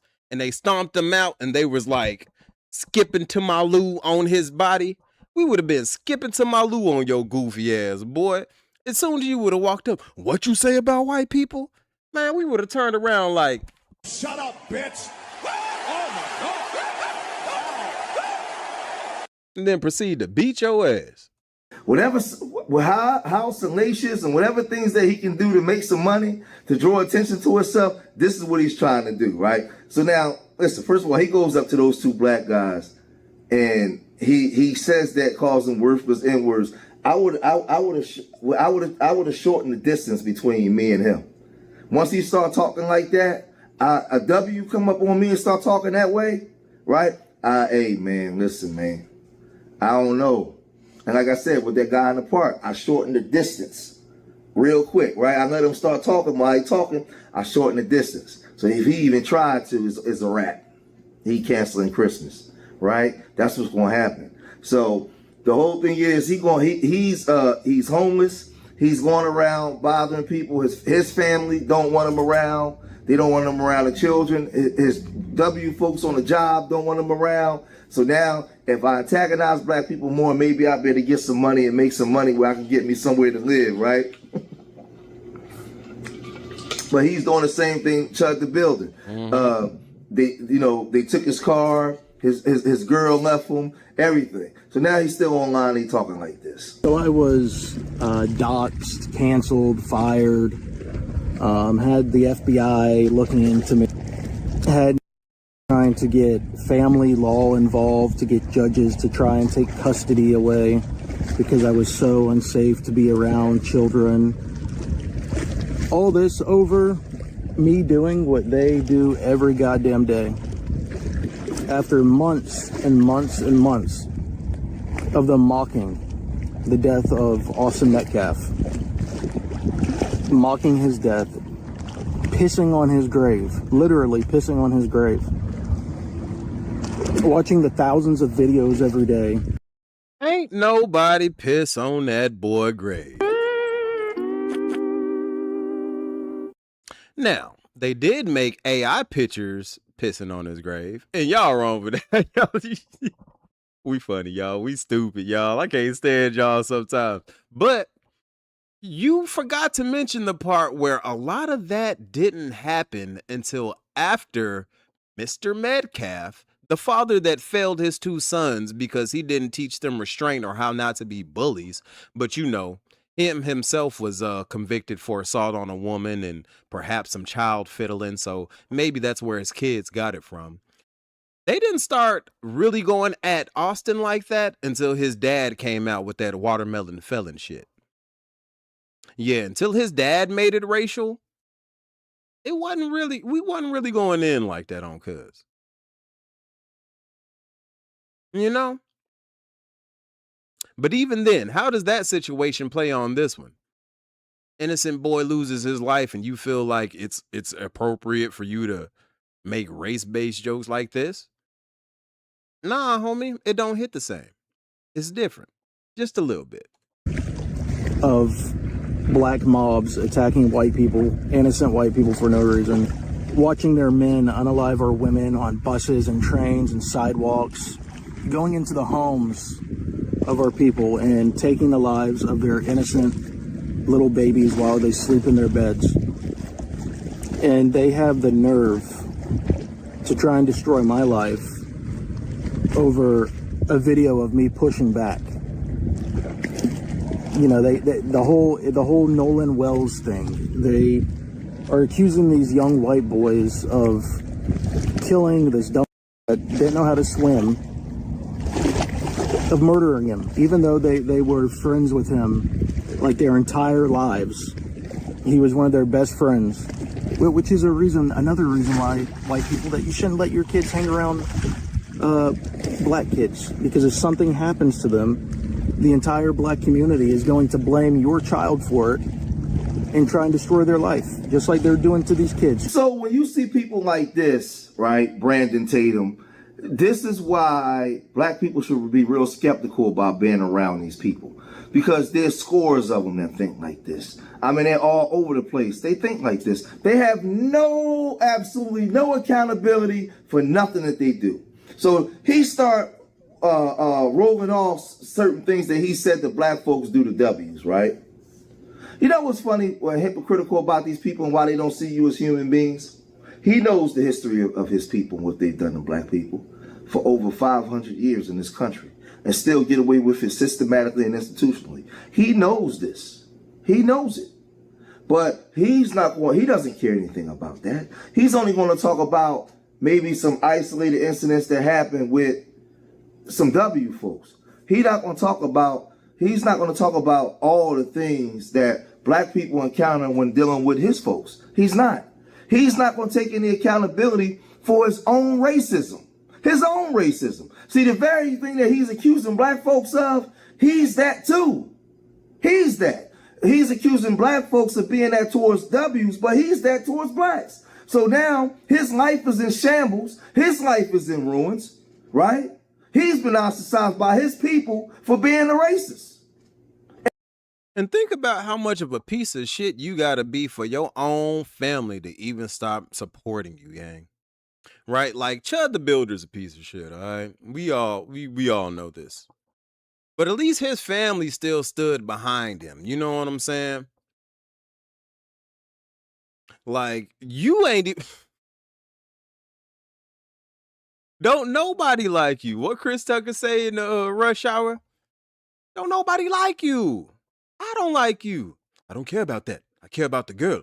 The girl don't like you. You came out here for nothing. Like, you really came out here for nothing, dog. You should go find you a cave, crawl in it, and never come out. That's what you really should do. And he can't handle it. So instead of him taking accountability for his own shortcomings, what do? Take it out on us. This is what they do. This is what they do. He's talking as if we don't have a right, to look at W's a certain way based off the history in this country, right? He's not accountable for anything because he don't give a damn about black folks. He only care about his people. But when we want to gatekeep and say we just care about our people more, we become a problem. You ever notice how you guys come around us, and whenever y'all start dancing and singing like us, we invite y'all to the barbecue. But when we get invited to y'all barbecue, we come up missing. This is history. I got history on my side. Facts. And homie be acting like, because he's trying to say, they're basically punishing me for sticking up and doing to them what they do. No, homie, we not racist like you. Black people don't hate white people.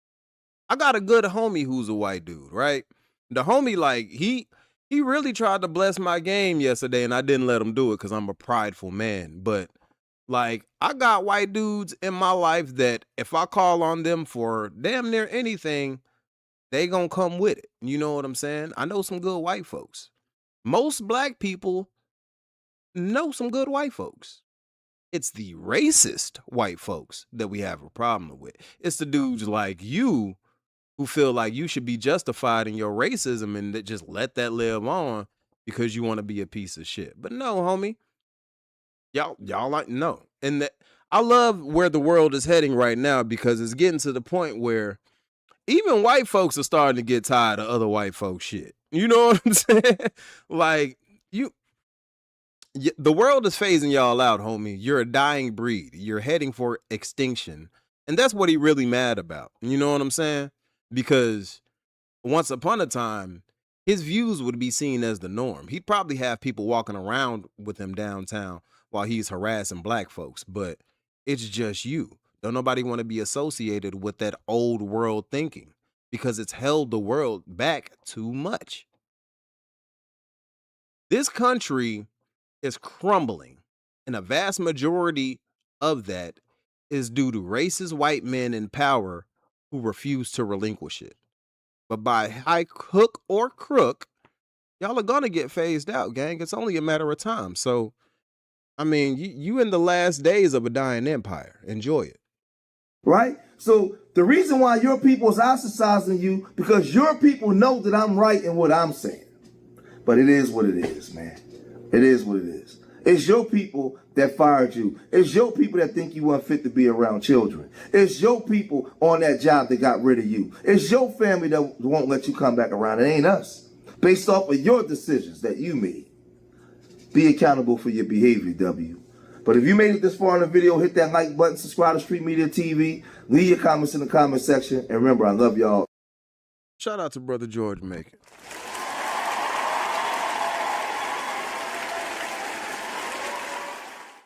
And I have no sympathy for you, milkman. I ain't even gonna lie to you, bro. If I found out tomorrow that while you were sleeping out on your park bench because you lost your home, because you lost your job, and you damn near lost your kids, I'll probably wake up and barbecue in the morning. I ain't even gonna lie. We're gonna put something on the pit. You know what I'm saying? We're gonna have some music playing. We're gonna be electric sliding up in this thing. But yeah, gang, shout out to all my people in the building.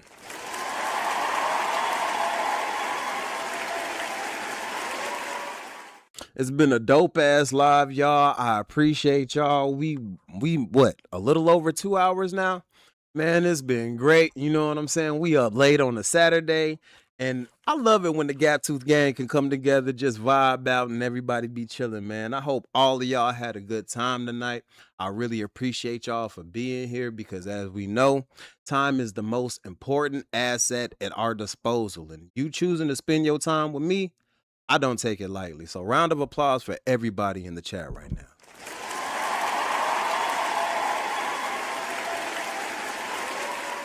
Give y'all the rating bow, you know what I'm saying? And we gonna go ahead and get on up out of here, gang. It's been a dope ass live. Let me give closing shout outs to all my people. Shout out to all my moderators. Mr. Cocaine in this thing. Ashkin, what's good with you, fam? Dante Official, I see you, bro. Shout out to you, gang. You be in here showing love a lot, man. Shout out to you. Mike H, I'm not sure if I've ever seen you around here, but shout out to you, Mike H, Deshaun, Eclipse Hub. Man, all my people in the building, bro. Shout out to y'all. Chaotic Fury, I see you, gang. What's good, fam? The Tory Experience, I seen you earlier, sis. Thank you for showing up. Shout out to FBA Combat Veteran for showing love in the super chat and just blessing my game, man. And shout out to everybody in the building, y'all. We came together. We had a good time. We had a laugh. We talked about some serious stuff. And we all gonna go ahead and shut it down for the night. So I thank y'all all for being here. Let me make sure I cue this up the right way before we get on up out of here. Because you know, before we leave, I gotta leave y'all with this song. You understand me? But gang, that's all I got for y'all in this one. So man, y'all let me know how y'all feel about it down in the comment section, gang. That's all I got for y'all in this one. Be sure to check me out on the next one. Don't forget to like the video on your way out. Comment down in the comment section. Subscribe to the channel if you haven't subscribed. Road to 15K. We on the way. And until next time, gang, you know the name. It's Transition representing Gaptooth Gainz. Oh yeah, and don't forget, life isn't about making it from point A to point B. Life is about living in between the gaps. Peace out.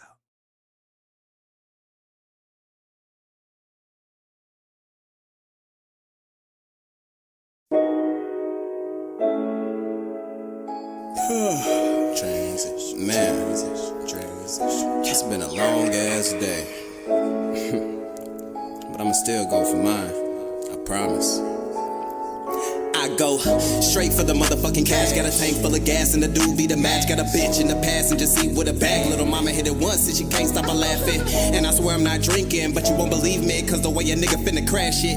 And I buy mine in bulk, got an ounce of that hook. Now I'm about to break this hoe down and smash it. My lighter flick, my blunt is lit. My team legit, my nigga. My weed is great, nah it ain't laced. That's how it hit, my nigga. I'm from the twin, same hood, same friends. That's if you're looking for me. But if them laws looking for me, that's a different story. Ayy, fuck man, it's been a long day, but I know that shit gon' pay.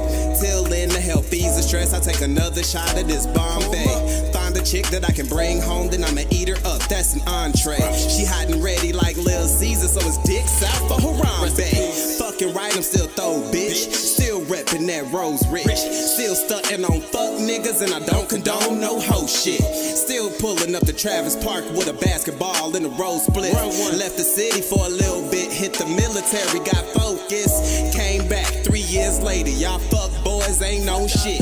What the fuck was y'all niggas doing in the meantime is what I don't get. But all the homies that held it down, in circus time, shit, we about to climb. So bring the perp in to raise the curtains. I hit them lights, cause we about to shine. Like diamonds in the teeth of a southerner. We keep it real so them real niggas fuck with us. You getting money in my city, it's because of us. We getting bands, motherfucker, better run it up. I'm pit bull and I'm coming at your jugular. Yeah, I'm a dog, no leash, no muzzler.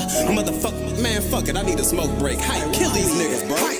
This one's for the real niggas and the bad bitches that the cash getting while they heavy hash twisting. Lane sippers and mean strippers who just all up at the green and it means just fast living. And I'm not one to judge, cause I've been off that mud double cup with no fucks when I pass limits. And who don't like to smoke and get gone off a cone, but it would not get blown unless gas in it. Hold up, we bout to roll up. I got some smoke, keep you up like niggas Folgers. Rookies try to hit the cookie, fuck around and throw up. So we drop the hottest pen verse and it blow up. But we got some recognition from a nigga, so what? We be walking down the street, get beeps like they know us. Now bitches in the sheets, but the freak on the meat skis keep grab their feet. Hell yeah, make them toe touch. You know what? I go nuts, but yet I'm steady focused. Probably from the biomass, fly with no lotus. I can't even think how many trees we done smoked up. Whatever the number, gonna fuss, you'll need a tow truck. Getting shit across the seas with ease, put a boat up. That's no lie, baby girl, no joking. Shorty said she can't swim, I'm behind the back stroking. Do it for the love of buzz, stuff a blunt, make it swell and make your fucking chest open. That's how we doin' the rich. You gon' know for one, I smoke two just for kicks. Fuck us up, blaming no why is it killing you niggas? Get mad knowing that the shoe fits. You know. So gon' start the stress and I smoke a transition. Get lifted to heaven, no worries, no issues when we bring the letters. My niggas and women in the smoker section. Hi.